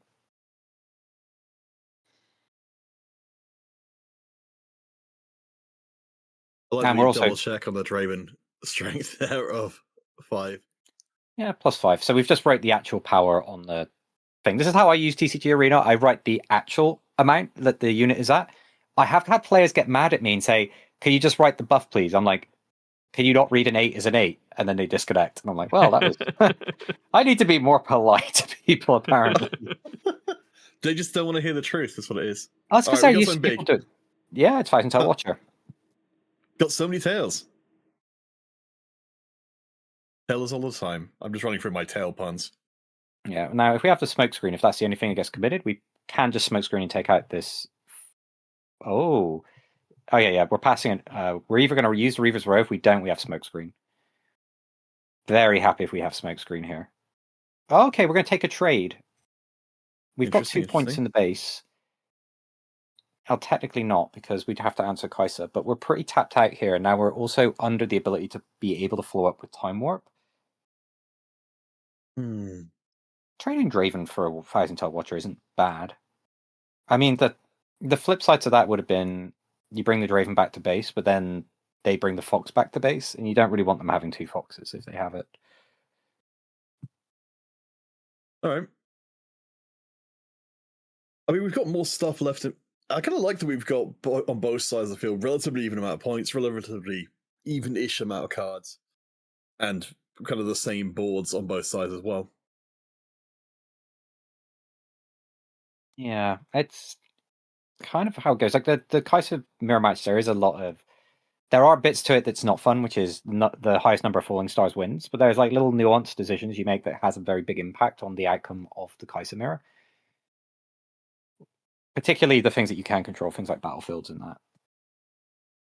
I will say, I think the battlefield stuff is the thing which I was most suspicious of coming into Riftbound, and I'm most pleasantly surprised by in terms of how interesting it makes the game. Just the interaction between your battlefield and my battlefield coming together in one game. It's it's super unique. Just to be able to completely edit the way that you're going to be playing, because I can pick 3 favorable battlegrounds for me, or I could make sure to pick 2 that are favorable to me and 1 that I know will mess up my opponent. So, yeah, and it also makes the playing experience more fun. Like if somebody has an auto-win battlefield, you don't get it for all 3 games. Yes. So you can only take advantage of it in 1. So your opponent goes, okay, I only have to deal with Targon's Peak Kaiser 1 game. I would not want to play a best of 3 where Kaiser gets to have Targon's Peak every single game, I'll be honest. Yes. So I do like that. Although in the best of 1 format, what you do is quite interesting. You randomize which of your battlefields you play on. Oh. And I don't know how I feel about that. That does feel like an awkward way to make it work, but all right, we got the next play coming in.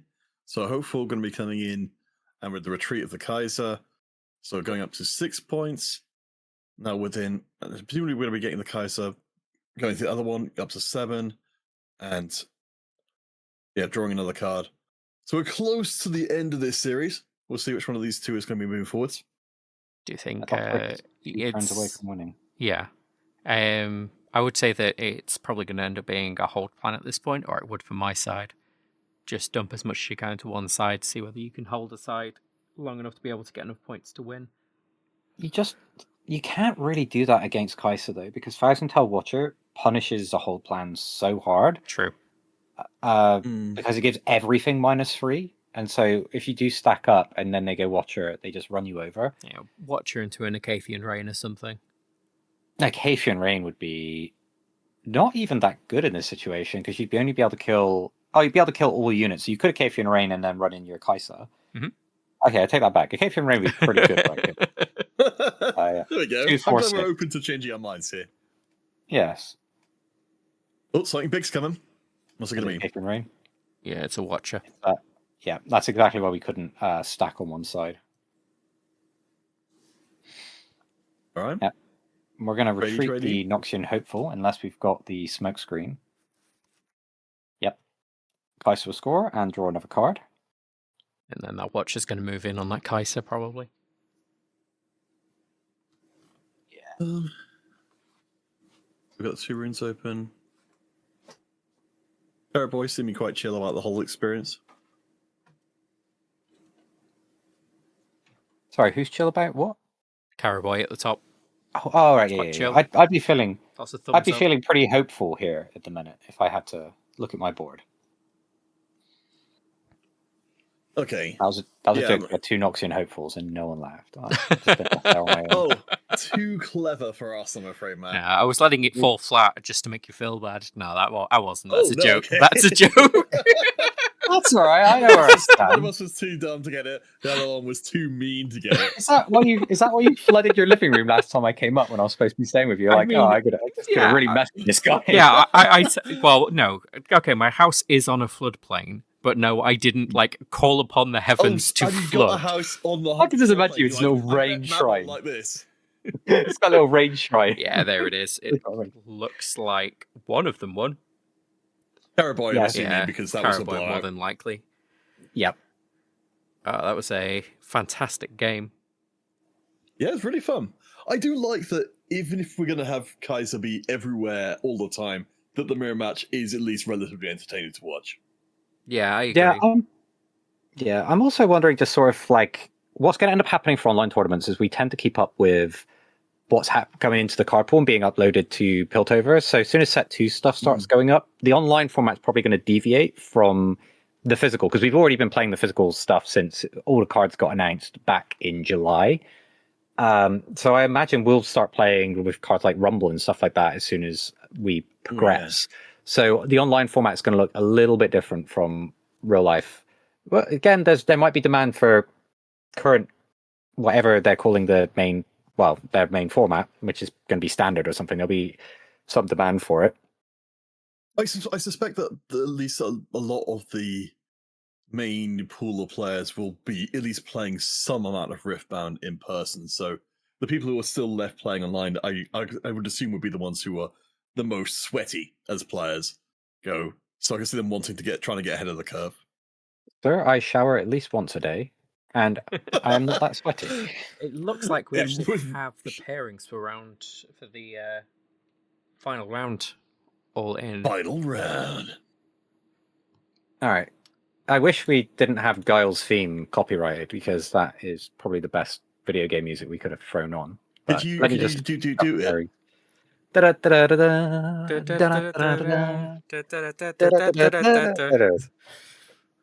It's like those little medis files that you used to get to use for ringtones on your phone. Oh yeah, I was telling my nieces and nephews about Nokia phones earlier today. Back in my day, we used to play Snake on our phone. We didn't know what Everyone was Tinder like, was this is until the we best wrote it. ever. And also the only game ever. Okay. Silent Night gets to play. I don't know if Silent Night's been doing. Is Silent Night been doing well enough for us to justify watching him, or is he's getting stumped? He's in the chat. Be nice. What was that? Silent Night I'm trying to get Silent Night on broadcasts. I'll be fair, maybe it's good enough. We have actually pretty much seen everybody else that's currently playing, so I don't know whether we just go to Terrasadon and Silent Night for our last table, just so that we can have some variety. Onto our table 1 is Denny. Wait. Which is Irritorium versus Azrael. Who is so that's for the winning the tournament, isn't it? So yeah, probably we should be watching that. Probably should be watching that. Yeah. Dr. Rick, are you currently 3-0 in the Runes and Rift? Oh, it looks like it. I think their online their TTS is Riftbound number 1. Nice. And I can see they're currently 3-0, and they're also playing really well in this tournament. Exciting stuff. Gosh. All right, I will be right back. I will hopefully drop back in when you guys are into the next game. No worries at all. Of course. Got you in a second. So I'm going to have a lovely Tristana pop up and tell us what round it is. Up, 2, 3, 4. That's right. It's round 3, which is our final round. I'm going to see if I can get a connect. It looks like it will be Denny versus Azrael, which is Caraboy. We'll see whether they are making the table. It does look like they may be. So let's see if I can jump in. Are we doing Caraboy again? Yeah. because this is our final. Ah, okay, then we're going to be doing this. Yeah, it's Azrael from who we saw in round 1. Who is our current 2-0. And then Denny. All right, I'm going to give the signal to start the round, if you're ready with the clock. Let me just get to the game board, and ready when you are. Boom, let's go.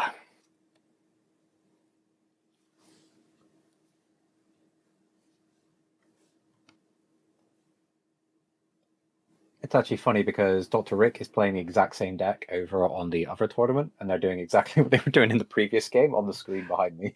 Oh. Let me just figure out who is who.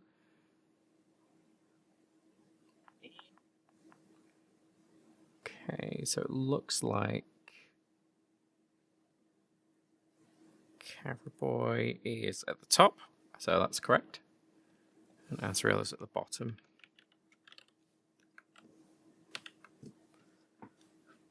And if I'm wrong, well, we'll find out. I'm sure somebody will tell me. Yeah, we'll figure out whoever goes first. Well, they've got to decide who's going first, but it looks like Azrael is won the dice roll. We're playing Dreametry Targon's Peak, and top player will be going second.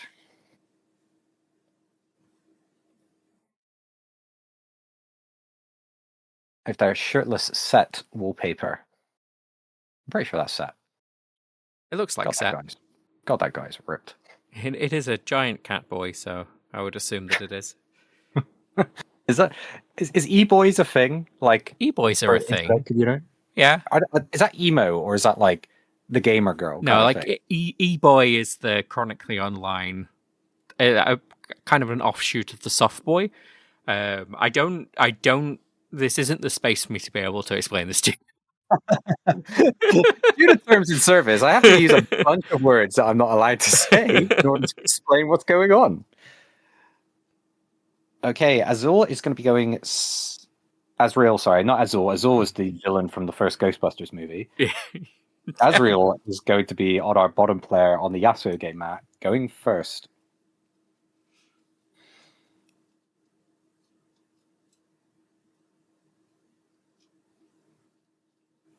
I used to love the Ghostbusters movie as a kid. That very first one. And you look back at it, it's like, oh, they were just like exterminators of like cockroaches and pets, but they were chasing ghosts. Yeah. And that's why it was funny. And of course I was lucky to just go, yeah, get the ghost. And now again, there was a lot of like short jokes about politics and stuff in there, which was obviously a product of its time. Yeah. The new ones are pretty good. So yeah, lecturing Yordles coming in. Pretty much standard, and we're getting a Kai'Sa straight in there. Kai'Sa opener, miss our 2-drop, go Kai'Sa, which is probably signifying of a spell-heavy hand. This is going to be a great opportunity for Lecter and Yordle to secure the Targon's Peak, and to get your own Kai'Sa in on Dreaming Tree, ready 2 runes. I'd like that position for Denis, but we'll see what Denis decides to commit to. It does depend on what's in their hand. Falling Star, okay. Aggressive Falling Star. I guess you can make the read that your opponent missed their 2-drop, and you've just smashed their way of drawing out of it. Yeah, and there is no runes up to be able to counter in any way, shape, or form. And hi, welcome in there, Ansel. Yeah, unfortunately, just the Yasuo playmat not playing. I don't think we actually had a Yasuo playing in the tournament today, but if you want to join in, these tournaments will be running on Sundays from now on. So feel free to join the Discord if you're not already in there and sign up for the tournament as soon as we get the next one organised on Challenge. We play TCG Arena exclusively just to make sure that it's as open to everyone as possible. And still, it's one of our resident Yasuo players. One of the first people to join the Riftbound and Testing and Chill server, actually. Oh, awesome. And yeah, they play a very savage version of Yasuo. Excellent. Getting hopefuls, we drop down to Noxian hopefuls. It's actually free and play. So we're going to be sending the first one over to Targon's Peak, and hopefully going to be able to take advantage of getting a good deployment out here. Kai'Sa, we do go for the Accelerate straight into Dreaming Tree. It's very safe because your opponent's not going to be able to kill that in one room.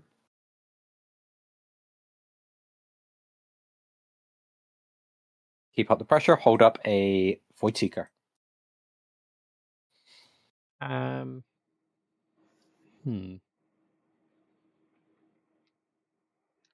So if you are joining us for the first time, please do make sure to follow. We will be not only casting this particular tournament, but also we will be casting other tournament series that we're in talks to be able to start. So you'll be able to catch as much Riftbound on here as possible. Matt will probably start streaming on here, just playing some games just in general as well. So we can see that going on when we can start organizing those particular streams. All these will go on to our YouTube channel also, which is also Metallicus Plays. So you can watch back all of the tournaments that we've had so far and a few guides that Matt has put together on how to play the game and how to build decks. They're real good. Hey, welcome back. Hi. Sorry, I took a little bit of time. I heard this finals match was going to be explosive, and the force of that metaphor knocked me off my feet, so I had to crawl my way here. Well, I'm glad you're back on your feet, as we are watching Darius going to be coming in. We're going for the big swing here, so we're playing around Smokescreen. We're aggressively pushing. It's a Hextech race straight on that Darius. Going to go for the trade on the Darius. Laser beams going pew. Very happy to stupefy here, if you've got it. We need to settle on some sound effects for specific cards. What, like a DJ? Just, I've got a soundboard. Just yes. Pew. I did get a bunch of sound effects, so please don't tempt me. If you watched the Chinese regional stream, they had like unique animations for the epic cards, and like all of the champions had their own intro animations, and the signature cards had like extra stuff that they did. Like they spent so much money on that, and it looks amazing. If you didn't make it too obnoxious, I could actually see them including sound effects for cards. Yeah, no, I could see that. I mean, and that sound effect would be "Holy raw, real monsters." Yeah, you could just you could have like a bunch of memes in a soundboard. That would definitely work. I mean, could this be the niche that the Megorius plays? It's like coverage, but very memey. Like just suddenly Jorlando's themes from JoJo's Bizarre Adventure just starts playing. You move your set in. Oh, I'm here for it. All right, what's going on in this game then? We've got a lot of Noxus Hopefuls out. I think that 4 Noxus Hopefuls I've seen collectively. We did lose a Darius, though, for Azrael. There was a Kaiser that was played immediately on the second turn, which just showed that we've missed our 2-drop, which was then immediately gotten rid of with that Void Seeker.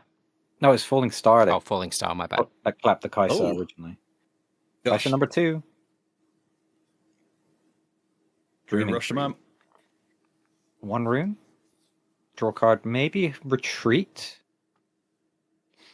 It would be hard to defend that Kaiser with 1 rune, so it's likely retreat. Yeah, I suppose we've got the whole thing, haven't we, in this particular one? I suppose maybe we'll see it happen in game 2, where the battlefield might just come in from the other player. That we've got the source of card advantage. Falling Star. I really want to slam the retreat here. If you retreat, so the way the Falling Star works, and this ruling catches people. There it is! There it is! So if you play it in response to Falling Star doesn't put its targeting triggers on until it resolves. So if you retreat, you now have to target your own unit with the Falling Stars. Yeah, That's so what you do is... crazy! The opponent's tapped out, so what you're going to do is just target each of your Noxus Hopefuls and nothing will die, and they're very safe this turn. Oh, you put them... Oh, no, that was a misunderstanding from Azrael. They could have just put 3 damage on each of them. They'd have both been fine. But yeah, otherwise you allocate all 6 to your own unit. Guess what? It works the same way with Acafian Rain. So if they've only got 1 unit, you decide to just try and nuke it, and they withdraw, you end up having this pay 7 free power to shoot your own guy. Oh, it's another Noxian Hopeful. It's the one that was retreated earlier. Yeah. I mean, these are the tournaments, though, aren't they, to learn that kind of interaction, as we've got a weird little mirror of 1 battlefield and 1 base with exactly the same set of units on both. Yeah, it is exactly kind of why we want to run these tournaments and why we think people should come and join in. Just because there's very low stakes. Come and play something that you enjoy, or try and find something competitive that you want to play going into your next tournament, especially as we get into those live tournaments. You're not going to be able to find somebody to be able to play with at your local store every single day, but you will be able to join Discord and just play these games. We're running these on Sunday going forward, but as people start getting that physical game in, we'll probably end up reviewing that again, just to make sure that people get to play as much as possible to be able to test. Yeah, we do appreciate that if you are playing in real life, you're going to want to get these Nexus Knight runes, as you can see being played by Denis at the top. These are the promo runes, arts for the runes. How do people get these? Because I looked at buying them. They were like 30 euros for one of them. Oh, so yeah, basically they come in like the tournament packs you get from Nexus Knights. So there's promos, which are like a lot of the uncommon cards that are going to be tournament ready. And I think you get one of these runes in one of those packs, but obviously there's a limit on how many you get because you have to play competitively. Oh, we get the cleave on the Dreaming Tree, and we get to double kill a Poro and a Noxus Hopeful and draw 2 cards. That is just Christmas for Denis. That was just huge such a play. And I've got 1 card left in hand after all that. Yeah, and we've still got 5 open runes available from Denis. That was an insane turnaround. And we can see the difference in card advantage. Look, 22 cards for Denis versus 28 cards as we've gotten through for Azrael. And we're going to double score here thanks to the Sprite Mother, and we've got the Sprite Mother in reserve ready to score again, threatening our 7th and 8th points next turn. Really, really strong spot for Denis. Absolutely. But, yeah, the retreat. It is worth noting that the promos might be different for the Western release for what was there. But I think I can find you a link, actually, because I know there were some cards in that tournament pack where I was like, okay, if they put them in here, it means that the internal team believe that these cards are going to be very desirable. If not now, maybe later, because this is just what we did with tournament packs with Yu-Gi-Oh! So it's like we're not going to pick cards that we don't think people are actually going to play. The runes seems like a good idea. I guess it's quite expensive to get a full set of them, but they do look proper nice. Falling Star, clear some space, Stupefy, get some more, get the Kaiser down a little bit. And I presume we're going to go in and try and kill her. I think that's the hope, but they went through. Oh. Kill surprise. No response. But just sitting there with very little and 1 card left in hand against that monstrous amount of resource that's coming in on Caravoy's side, I think this may end up going into the next game. I hope it's a retreat. That's all I can say. There's the Void Seeker. All right. Do it. Retreat. Yeah, there it is. Aha. And even if it is a retreat, it still doesn't help them at this point. I guess that Noxus Hopeful wasn't too Noxus helpful. No, it wasn't. I've written that joke down and I was like, I'm going to find a way to use it. It's like using word of the day, isn't it? It's like their own Void Seeker. Yeah, Void Seeker on Kaiser. That's pretty good. If you find time during siding, we can bring that up on the screen, that image I sent you. These are the promos for the... Sure, I shall have a look. So are Nexus Knights the, like MTG's Friday Night Magic? Yeah, sorry, I haven't heard it called Friday Night Magic in so long. It's just called Commander nowadays. No. It is Friday Night Magic, but it's just like no one plays Standard anymore. They just play Commander. I would love to top deck any Accelerate unit here. Thousand-Tailed Watcher? Thousand-Tailed. I'm in the market to buy a Thousand-Tailed Watcher for Azul. Right now. Want to buy? Azrael, damn it. Say the name right. Bids in. I will bid 8 runes for a Thousand-Tailed Watcher right now. All right, any others? Offers from chat? Or Time Warp. Oh, Lecture Yordle, we got a chance to draw it. We've got exactly 8 runes. Come on. It could be Darius as well. I'm also in the market for a Darius. Ooh. Okay. So this is going to make it harder for the opponent to clear. But it's going to be difficult to find enough opportunity to get your opponent to tap out here. I mean, that Yodel's not sticking around for sure. Yeah, we're going for a hold plan with a Pouty Poro, so it could happen. All right, any bets on what that last card is? Retreat. Let me just casually retreat my Lecturing Yordle so I can try go again next turn. But we can rule out Thousand Tail Watcher, Darius, Time Warp, because all of those would have just won the game on the spot. So it's either a removal spell, so it could be Void Seeker, it could be Hextech Ray. If it was Stupefy, we would have also played the Stupefy to get a draw, so we can take that off. It could be Smoke Screen. Mm-hmm.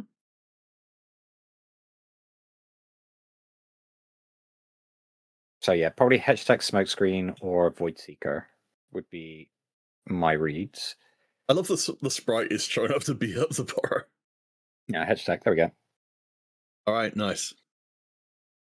Good response. Keeping it there. If they're... Funnily enough, that Pautiparo may hold to win at this point. Yeah.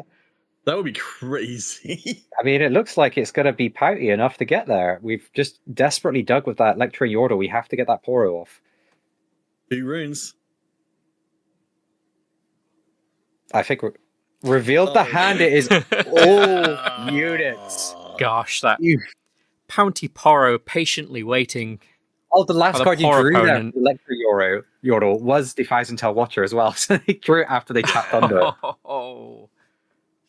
Gosh, that was good. That's a yikes. Nearly, I do want to appreciate you trying to go on a P rampage there. I want to just call that out and make sure it doesn't get passed over. And whilst I was just looking at that, I've got this to show everybody, which is the tournament pack cards that Matt very patiently asked for us. They're good cards, though. Yeah.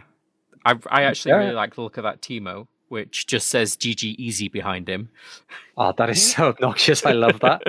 That's like the centerpiece of a binder, a 9-page binder. That Teemo's at the front. But the cards are great. Nice Stacked Deck, Shield Poro, Pouty Poro, Vengeance. Again, Vengeance I think is being slept on. Challenge, Consult the Past, Vanguard Captain, Pakapel, which I was so rude to in the very first time I was on stream, and then it came up and it was really good. Blazing Scorcher, the Bear thing that never gets played.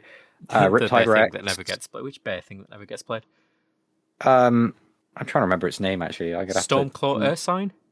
Yeah, it should be really good. It's just the problem is like the deck you want to play it in, you kind of don't want to play it in because you never want to get. You wouldn't play it at 7 for a tank and then get a channeler 1 rune exhausted.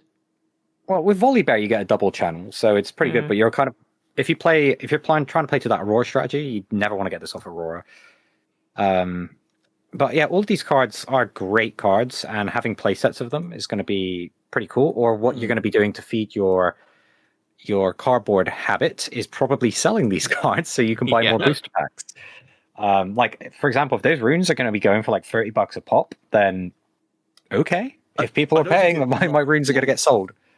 I mean, I think if you've got them now, you definitely should be trying to get rid of them for that much. But hopefully, the thing is, like, you need a lot of them to really make this worthwhile. I wouldn't. We should head back to the table. The players are ready to start. Oh yes. All right, nice. We can Revis Rovus Targon Peak. Yeah, which okay. So it's a little different than before. Yeah, generally the player who gets a Reaver's Row first is quite heavily favored.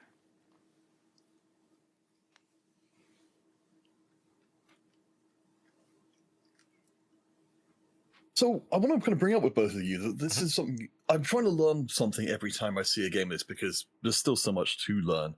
Is that we're seeing, like in that instance, and we saw from the game before that the player who was actually behind on card advantage and seemingly in the worst position, sneaking games out from underneath their opponent. I don't know if if both of you are seeing that as more of a kind of fluke kind of situation, or if that's something you should be paying more mind to, that kind of turnabout possibility. So I have thoughts on this. Usually, if you die with 1 million cards in hand, either your deck is not suited to play against an aggressive deck, or you were not aggressive enough with playing your cards. That's usually what tends to happen. In this game, movement is such a big part of it that raw card advantage on its own doesn't necessarily decide games. If you've got, for example, a +7 on your opponent, but all of your units enter to your base and can't do anything that turn, and then they just take their 2 units and move them to double score, you just lose. Whereas in other card games, you could play your units and they'd be able to act. So card advantage isn't everything. The score is very much relevant in this game. Being at 6 points, the difference between being on 5 and 6 points completely changes how the game plays. Like the game shifts once you get to that section of the game. It's always good to have card advantage, but if you die with too much of it, you didn't get enough. You weren't playing enough of your cards, which means you may have been just too aggressive with your runes, with your power expenditure. We're going to see Falling Star #1 coming down, killing a Raven Bloom. Oh, we're going to have Stupefy to finish that up. That's cute. Oh, yeah. Nice. Yeah, we get the double snipe. Okay. And an Octus Hope. That's a beautiful that's so turn. good. That is such a beautiful turn. Absolutely filthy. All right, Accelerated Kaiser might bring Targon's Peak. Caribou back in. Yeah. If you've got Void Seeker, you go to Targon's. If you don't, you go to Reavers. Technically, you could defend that with a Stupefy, but I think it would be a little bit risky. Did we forget to ready the runes? That probably means that we don't have. There we go. Yeah, Nobody saw nothing. It's like I didn't forget. It's usually when people do that, it's because they don't have a card to play with those free runes. You can get debated by that point. Yes. So yeah, I don't know if that answers your question, Pete, about card advantage versus the mobility. Mobility is just a huge part of this game that I think we're still getting used to. As a lot of other card games, mobility isn't kind of an issue. Yeah, I wasn't looking for an answer necessarily as much as a discussion. They'll get Stupefy coming in, and yeah, I love it. That's what drives so much of the content around a game at this early on in its lifestyle as well, isn't it? That you've just got all these questions where there isn't necessarily a fully right answer, but we'll see what comes back from Caribou. And if you were right, Matt, that actually Caribou doesn't have anything that exciting in hand. Yeah, it's a likely either that was like a massive, oh yeah, I forgot Teehee trap you when you make the attack. But we're looking at either. I prefer Void Seeker over anything like Smokescreen because you are very vulnerable to your opponent hedge tech raying you here. And I'd rather not trade a Smokescreen. Okay, Retreat is also acceptable. So our response was the one rune we had up. And that's why we forgot to ready the other 2 runes because we knew what we were doing. Yeah, I mean, you might have been thinking Smokescreen, Retreat. But if you had Smokescreen, you'd probably played the Smokescreen, saw if your opponent had the response, and then retreated. So we can probably write that off our list of playable cards and accelerate Kaiser into Reaver's Row, getting the card draw, and having defensive benefits of Reaver's Row. I'd say this is going really well for Ezreal. This has been like an insane couple of turns.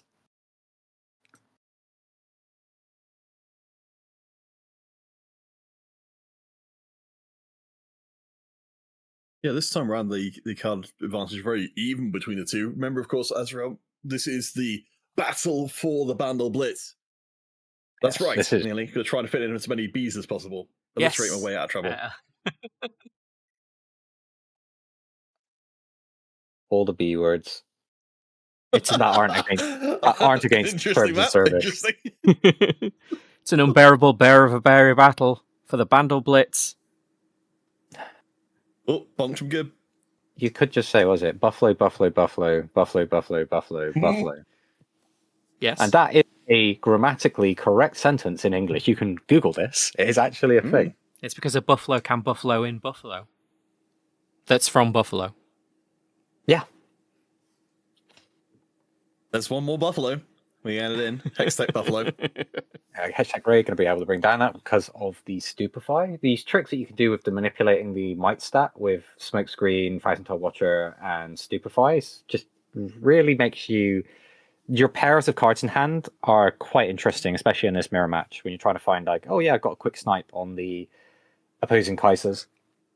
I think that's going to be one of my biggest takeaways from this as well. Like, as a player who's used to Magic, like it doesn't feel like those sort of cards should interact together in that kind of way, but it's fascinating to see people already doing them. Yeah, we have like a very limited removal suite right now, so literally if it gets the job done, it's kind of playable. Azrael seems to be still able to hold on to some pretty good value. Again, cards in hand are similar, but board looking so much better for them. One up in the series. There's a you surprise Voice Seeker, though. You get the Void Seeker on your Sprite token. That's super good for you right here. And it also forces a power, I believe, in that situation. But that's like really good because you get to maintain your double score potential in the back. We would have liked to have gone the 4 runes there, but we're also not at risk of a Darius or a Feisenthal Watcher. It could be Falling Star Stupefied to clear us up, but we kind of can't do anything about that in this situation because we're tapped out.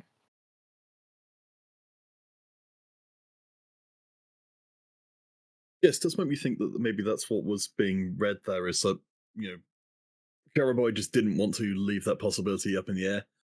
We'll see, though. 2 to 3, still a surprisingly, I suppose maybe not a surprisingly low amount of points being scored when nearly everything that's being thrown out is getting blown up immediately. Yeah, there's 8 cards to 7 cards in the trash piles right here. Sprite Mother, we're going to be able to get a free capture here. Targon's Peak, allowing us to ready 2 runes at the end of the turn to keep our cards flying.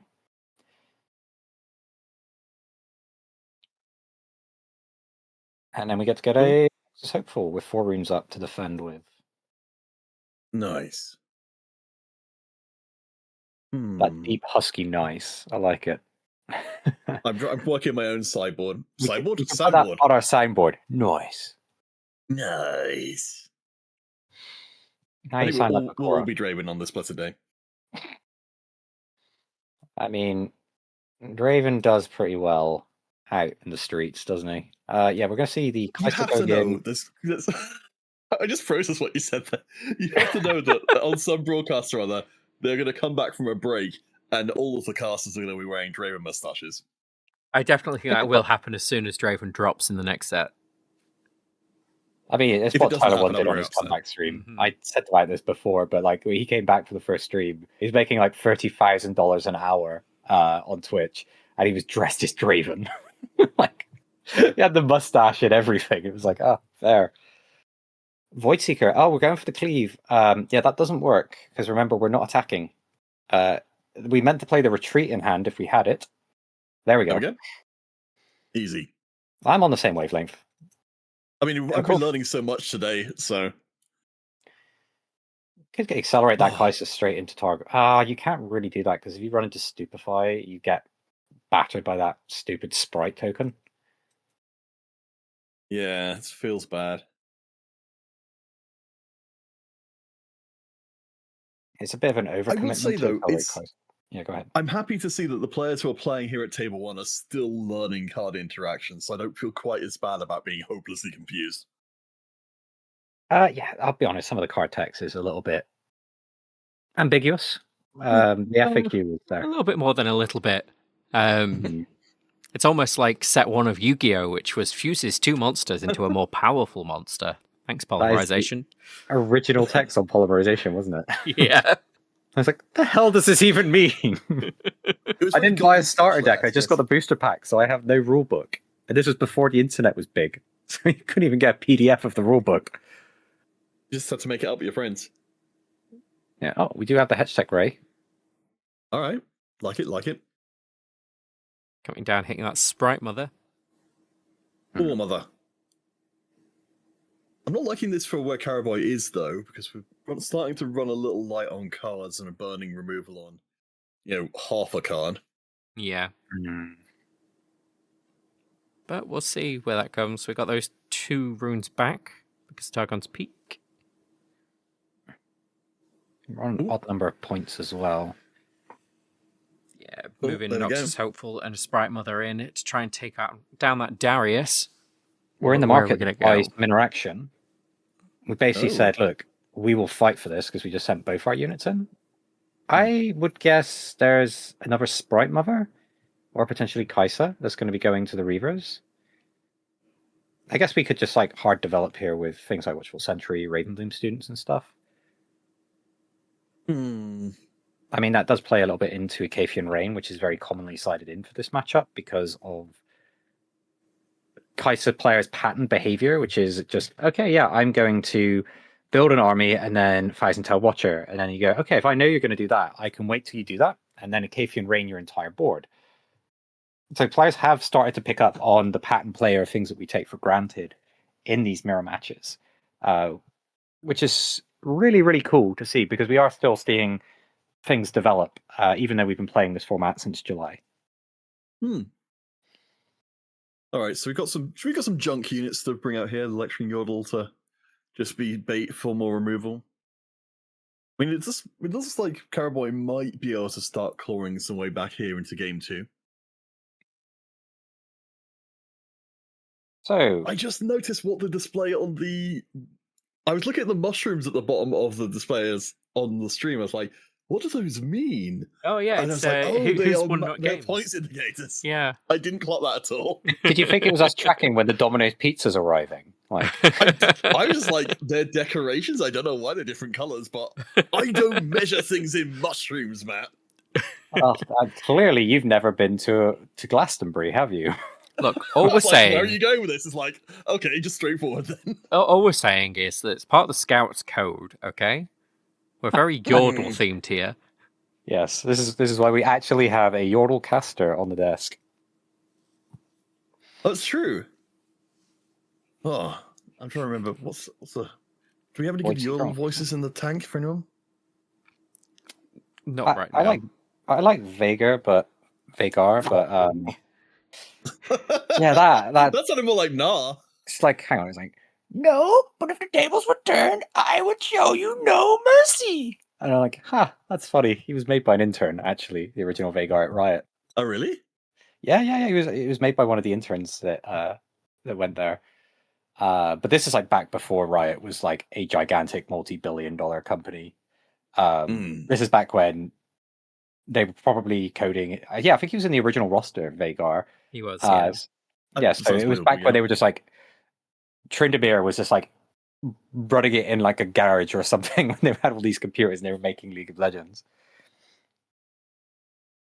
Interestingly, Mark Tryndamere is also a fan of Warhammer 40k. He was in a Twitch stream watching a tournament and he ended up donating a bunch of money to a charity for one of the players in there for sportsmanship in one of the games. It was actually really interesting. It's just like, wait, he's a fan of Warhammer? That's so cool. Sorry, I don't want to drag us too far off topic there, but there is a whole story behind that as well. I think there was I'm trying to remember what it was, but it was something to do with the player chose not to.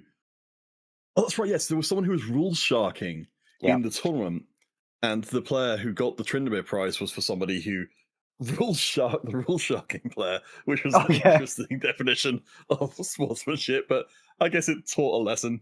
And I think it changed the rules of the tournaments afterwards to not encourage that kind of play anymore.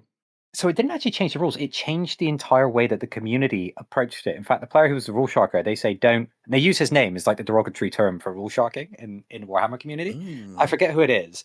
But yeah, essentially there was a situation where a player was obviously going to do something and he helps his opponent like set the markers up to do it and then says, oh, you missed a window to do that? And he's like, you knew I was literally doing that. You were trying to help me. Like put the markers down in the right spots and measure it all out. He's like, yeah, but you didn't say what you were going to do. And then in the next round, he does exactly the same thing. And the other player goes, oh, no, I'm not letting that go. You did that to him over there. No. It's like, that's and he started getting really bad about it. He goes, yeah, but I wrote your list. You copied my list off my website. So I'm not even going to feel bad about it. And then Mark Tryndamere ended up donating money to that guy. It was so boss. I love the different community stuff that's go through. Hopefully we'll get our own similar kind of stories that we can break out of this scene. And we have one. A player picked up a chair and went crazy because our opponent forgot to recycle a card discarded by Sabotage. In China, it was in the top cut. Basically, he played Sabotage to make his opponent. A lot of people discard the card; they forget that you're supposed to recycle it. And when he called the judge over and said he forgot this, he should get a penalty. And the judge is like, "It changes nothing about the game. Just put it to the bottom of the deck and carry on." And he picked up the chair to threaten the judge over it and got banned for a year. What did you think was going to happen? The judge was going to be intimidated by the display and go, "Well, of course, I don't want to take that seat. I'm gonna give the opponent a penalty." It's like, you're right. I am a little bit tired. Maybe I should sit down. It's like, let me reconsider my position on this ruling. We are coming up to the final stages of this game. It does look that way. It is 6-6, and the priority for movement right now to try and score that 8 point is going to be for Denis. And we get the 7th with the Ravenbloom student. So yeah, we're going to slam down Watcher. Ooh. We can defend this with a smoke screen, but we do have the potential counterplay for smoke screen. If you're doing this, you probably have it. Nope, there we go. That's the 8th Danny point. is taking the 8th point. So that's one mushroom apiece. Oh yeah, it was going to be the follow-up was pretty much the same turn, yeah. Oh, Time Warp as well. Time Warp. Kaiser should not get to play Time Warp as well. Oh my god. If it was Magic, it's the kind of card that would be limited entirely to a blue deck. An actual control deck.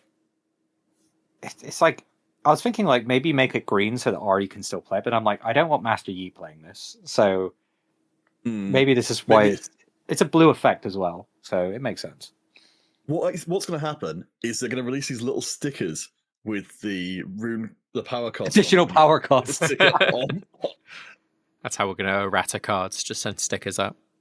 Yeah, everybody just gets a sticker in the post. Please put these on all your Time Warps.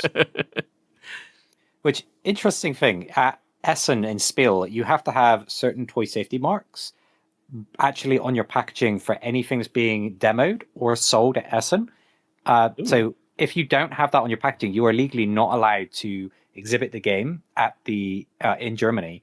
So people that forget this end up having to like print out a bunch of stickers and putting it on the packaging to have like the actual safety marks and requirements. For example, saying not a toy, contains small parts, your kid may choke if they open this. It obviously says it in a more pleasant way, but like, yeah, you end up with a bunch of stickers and stuff. So if you're going to put some stickers onto this final game, it would be for both our players not to choke in this final matchup. Yeah, I would like neither of these players to choke. That would be really awful. I was really struggling to try and find a way to make that joke work, even though that's a really. I was going to say, they say like no publicity. They say like, what is it? Any publicity is good publicity. And I feel like that's not true. No such thing as bad publicity. That was the expression. That's what you're thinking of, yeah. It's a Dreaming Tree Reavers Row game going into the final game of this series. Pumped! One winner, one Bandle Blitz, one game. Thanks, Johnny Bravo. Really appreciate having you here. You're welcome. The Bulligans. I have a quick story about Johnny Bravo. We were at Wales Comic Con, and it just happened to be that whilst we were there was a lot of like big name voice actors. I got to meet Billy West there, and I walked up to Mark Silk, Mark Silk, who's one of the voices for Johnny Bravo. And I was happened to at the time, because I was be wearing a Konami staff shirt, and he got very excited that I was coming over, and I was just like, no, I'm not offering you a job. I just want you to sign this. Oh gosh! First point being scored by Azrael with the Watchful Sentry. Going to be going over to the Dreaming Tree. Interesting choice to send it to the Dreaming Tree. Maybe a Stupefy to get the double draw. Because we are basically just throwing it under the bus if that Lectering Yordle, which wants to go there, or even the Kaiser wants to go there, because you have the potential draw. It's backed by a retreat, and it's also backed by a potential cleave to protect it and draw a card. We are going for Kaiser. I would have probably considered moving the Watchful Sentry to Reaver's Row, unless I desperately need to draw. Which is why I decided to go Dreaming Tree, tap out on Dreaming Tree. I guess that's how I'd read this. There's no guarantee that our opponent's thinking the same way I am. I don't know what cards they've got in their hand, but I find that I think that's a really weird play to give up the Sentry for free, unless you needed the draw. And then you're letting that Kaiser get over to the Reaver's Row. Yeah, see here, I understand this because it's like, cool, I get the point. I get to get a double draw for Stupefy as well. But now that Kaiser could just safely go to Reaver's Row, or it could go over to Dreaming Tree. Because your Yordle's not big enough. Right. Yeah, leaving out that two. Yeah, leaving out that two's great because it could be Hetch Deck, it could be Smoke Screen. Both of these would be really painful for Kaiser unless Kaiser has the cleave. I should probably do. If you make this attack, you probably have cleave. If you didn't, you probably go to Reaver's Row. It does seem like this is Azrael's plan from before. All right. Next Okay. deck, Ray. We present a hedge deck, so we might have another Stupefy. So that does 3. So. Oh yeah, we do go for the that's- Stupefy. Yeah. Terracedo coming in saying that they are 4-1 and 2-1 on their runs so far between the two tournaments that they're currently playing in. I mean, yeah. Gotta go fast. Oh, I love this. So now we get to just accelerate that Kaiser straight back in, if we wanted to. Nice. That is pretty filthy, actually, yeah. Or we could just play Darius, actually, and then hold on to our Kaiser. Because that forces our opponent to play... I don't know if we want to give up Darius for Electro Yordle. I think the accelerate Kaiser straight back in is... I like that more, yeah. Yeah, I think the right place, we do want to knock this Lectern Yordle off. We know 2 Stupefies are down, so you're going to have to probably cleave with the Hopeful, but then you could just have your own Darius play. What we got? Mind Rune, Sprite Mother. Sprite Mother also gets the job done. This is very safe as well. And we get to hold up a single rune. Okay. And we can Kaiser next turn instead. So I think, yeah, this is cool. Yeah, I think maybe it's because of just having the Hopeful hanging around on the other side of the board. Yeah, I mean, you'd basically be giving up your Kaiser for... You are 100% losing your Kaiser if you put it into play here. Fallen Star? Nope. Kaiser Accelerate. That could get blown out by a Stupefy. Oh, but you can protect it with a smoke screen. Oh, Hedge Deck Ray. Yeah, that's also pretty good, because even if your opponent has the Hedge Deck Ray, has the smoke screen, your Sprite will still trade. Your opponent would want, the retreat's going to be coming down. Again, another card that's actually insane. Why do we put retreat in Kaiser? Why did Kaiser also get retreat? Reasons. Yeah. It's alright, in set 2, we're hopefully getting exhaust. It's going to be like, give a unit -2 power or something for 1 rune. Oh, yes. Yes, print the second set specifically to counter the first set.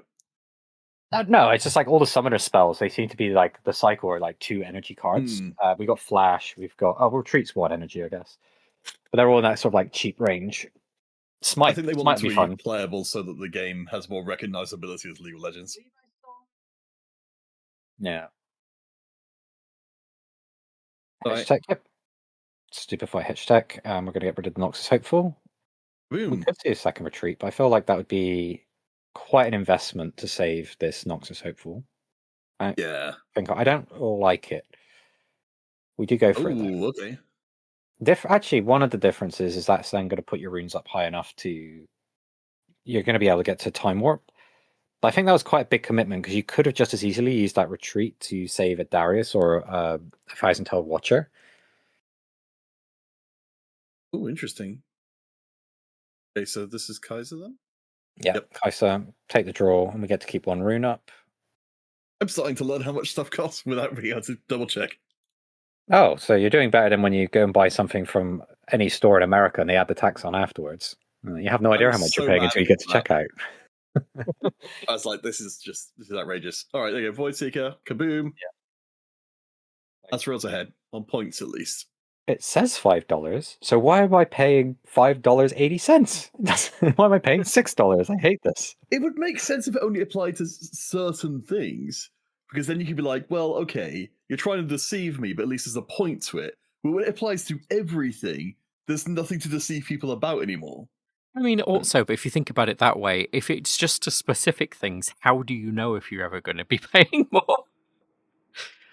I mean, I can't do maths. And no, neither can I. Just go in and offer doubloons. Everybody takes doubloons wherever you go. A cat on TikTok gave me 5 of them. Can I use this to buy food?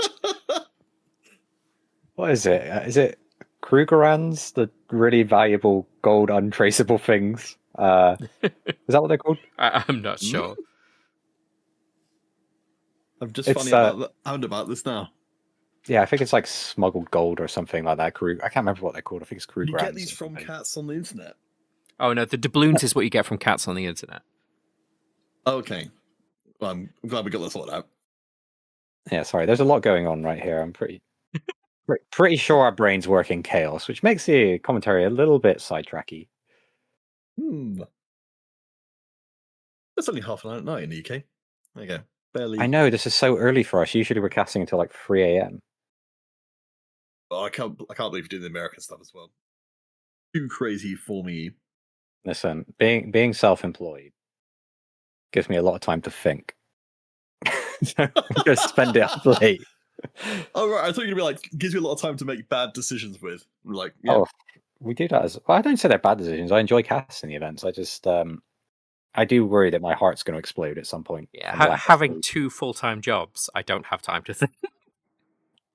Yeah, falling star. Okay. Kaboom. Okay, we can't. What would have been really nice here is if we could have falling starred Watcher and we could have got the double kill, but we're under the rune count to be able to do that. Is it Stupefy number 3? Come on. Come on. 2 Stupefies. So it could be the third one. And 2 Stupefies on both sides. Mighty Poro. Alright. We're pooping out all of our units we don't really care about getting blown up. Nice. Yeah, we're starting to aggressively spend our energy. We're at a rune advantage here. Acafian Rain would suck. Yeah, 100% agree with that retreat. I think it'd been madness to leave that unit out there. As we can basically set ourselves up to potentially get double conquer time warp. It also plays into a Watcher play. So this is like just generally all around a strong position.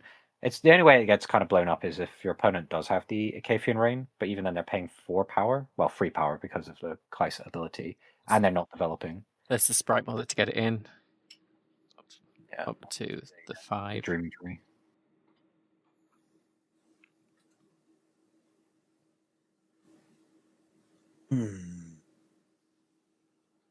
Tara, if you're still in chat, were you playing Annie in both tournaments?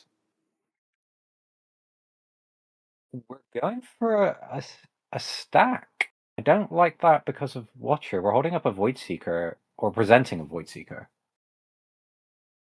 Yes. Hey. All right. Polar Junk versus Polar Junk. Which is the junkiest?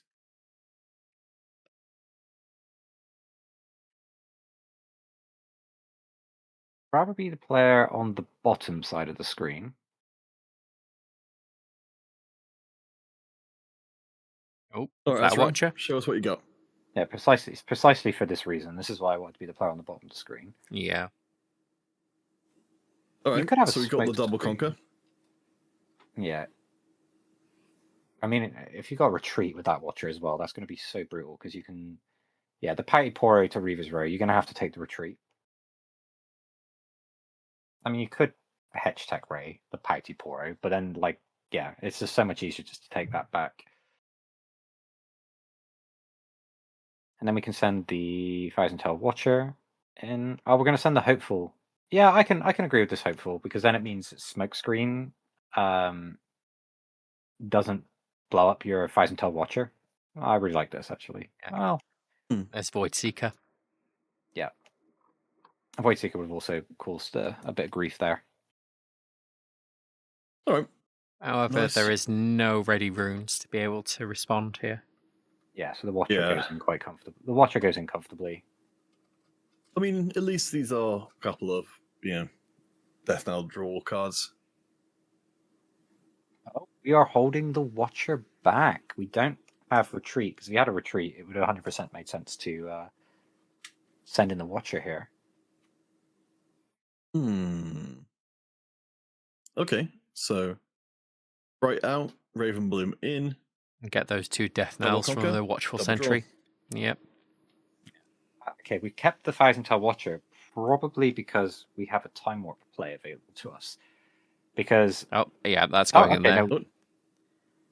And a Pouty Poro. We're going for a hold plan by the look of it. Yeah. So we're going for a hold plan. We're at 7 right now. Sorry, I didn't see the score going up, so this makes more sense.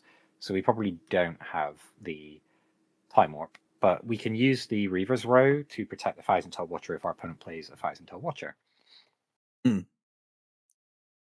All right, show us what you got, Cowboy.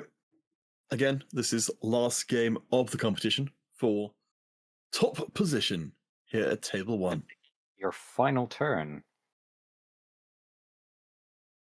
There's the Thousand Tail Watcher.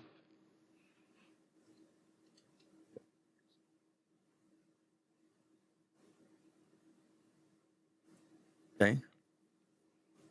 But at this point, you're only really getting up to 7. You've got no resources to be able to play that time warp. And Reaver's Row is going to protect your own Thousand Tail Watcher, which is probably what's going to happen here. Yeah. And we're seeing that same situation before, whereas Azul's actually got to play all of their cards. And there's a big grip for Danny on the top there, but they need to convert it into pressure. Or points in general. Well, I guess pressure and points are kind of the same thing. Yeah, there it is. Moving back. Pouty We Power is could gone. Falling Star to get rid of this Thousand Tail Watcher.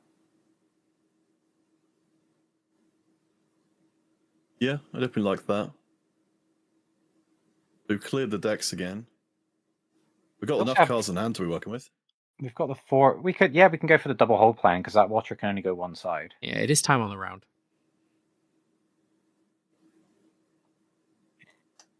It is Falling Star. That's huge. That's so big. That's so big.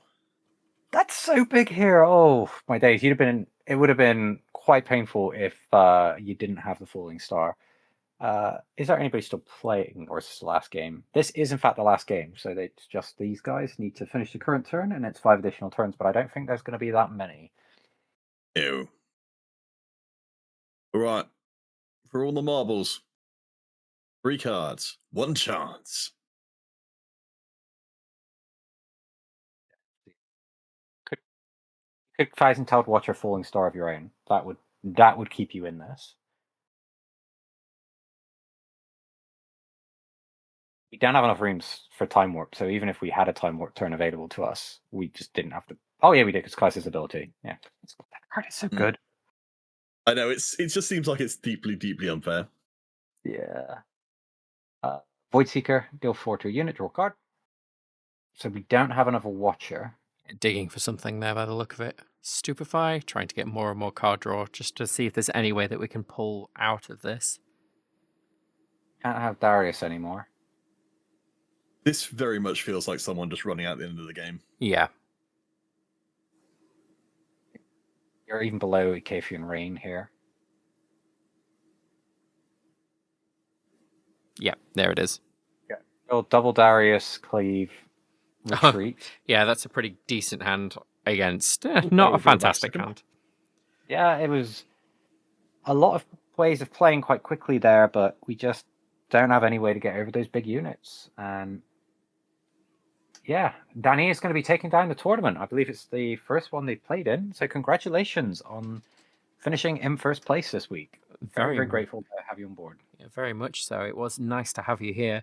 And as we said before, we have a lovely leaderboard that we are updating periodically just to make sure that we give people the recognition that they deserve. I'm just going to see if I can bring that up, actually. Though this is before this tournament. If I head back over to this screen. There we go. That's the Bandle Blitz leaderboard at the moment. If I just move it over a little bit somehow. No, it's fine. So currently we are sat looking at Terrasadon. We're sitting at the top with 24 points. I believe that they are actually moving into Platinum today. Yeah. Which is great. Congrats. And a brand new winner coming in on the tournament will actually bring you up quite far as well. You'll be atop of the bronzes. Most definitely. So this is essentially the prize that you get for playing in these tournaments, is that you get a different rank and your name is shown within that leaderboard into our Discord. But it has been absolutely fantastic tournament. It's a bit shorter than usual today. As we said, a lot of people are playing in that Runes and Rifts event that's happening on Saturdays at the same time as this, which is why we will be, from next week, moving on to a Sunday time slot. I'm not sure who will be there with me next week, as Matt, you're off to Essen, I believe, aren't you? Yeah. Meinen Deutsch ist nicht Essex. good. Who is it that you're going to be working with there? Synergic Games, actually, a Spanish studio that's done 2 campaigns via GameFound. They've got a game that was very, very successful, Rise of Myth Cthulhu. I've been doing videos for them. That's been going up on their YouTube channel. Best way to describe it is it's a little bit like it's a cooperative deck building game, and you play against Cthulhu and a bunch of monsters and stuff. So as you go through, it's a roguelike. I think I'm trying to remember the difference between roguelite and roguelike. But your deck improves, and then every time you play through it, you get additional points. So then you can take different upgrades to make the game a bit easier. But yeah, it's a really, really cool game. I love like some of the concept and stuff. Right? I've been doing a lot of their playtesting, giving feedback, rulebook reviews, and I'm going to be demoing it to members of the public. So if you are going to Essen Spiel, come up and say hello. I'll be happy to give you a demo. And also, I believe Riot Games will be there showing off the Riftbound game, and I think you get a unique promo if you take a demo directly from Riot Games. I can't remember if it's the Ari promo. I just made up a word. That's how they say it in German. No, absolutely fantastic. You owned, and as we've said, if Matt gets time, you're going to be taking some footage of the stand and just what's going on with Riftbound there. So we'll be able to get some sneak peeks of things that are actually happening, what the physical products are looking like outside of China. And as well, it's coming out at the end of this month. It's definitely worth having a look and seeing what we can get from there and what we can find out. Counterfeit, absolutely been fantastic for you to be on the stream with us today. Yeah, cheers. Yeah, thank you for having me. Glad to have you. Yeah, it has been. Looking forward to having you again. Most definitely. Yeah, I'm very much looking forward to. As I said, unfortunately, I won't be around for a little bit, but once the TFT schedule opens up a bit, I would love to come back and hang out with both of you again. Yeah, always welcome. Thank you very, very much. Where can we find you online?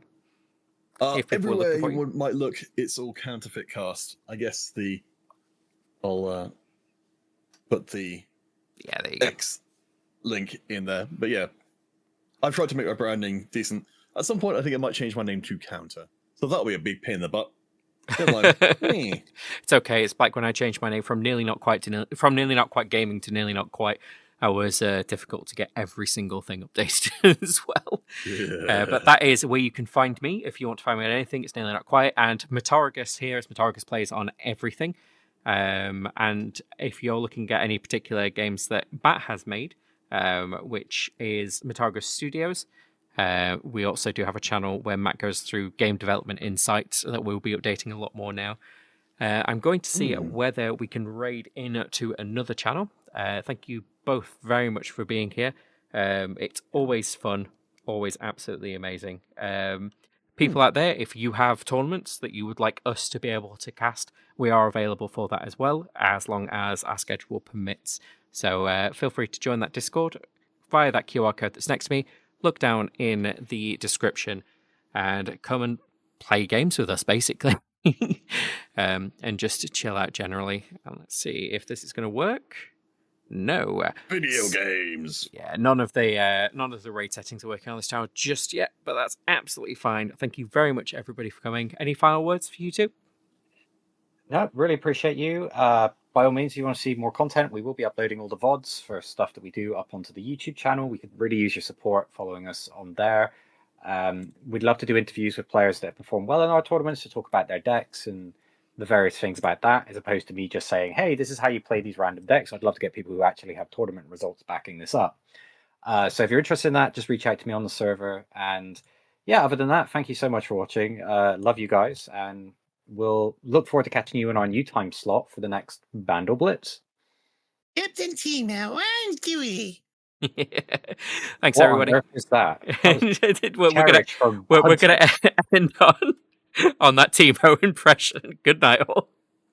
Thanks.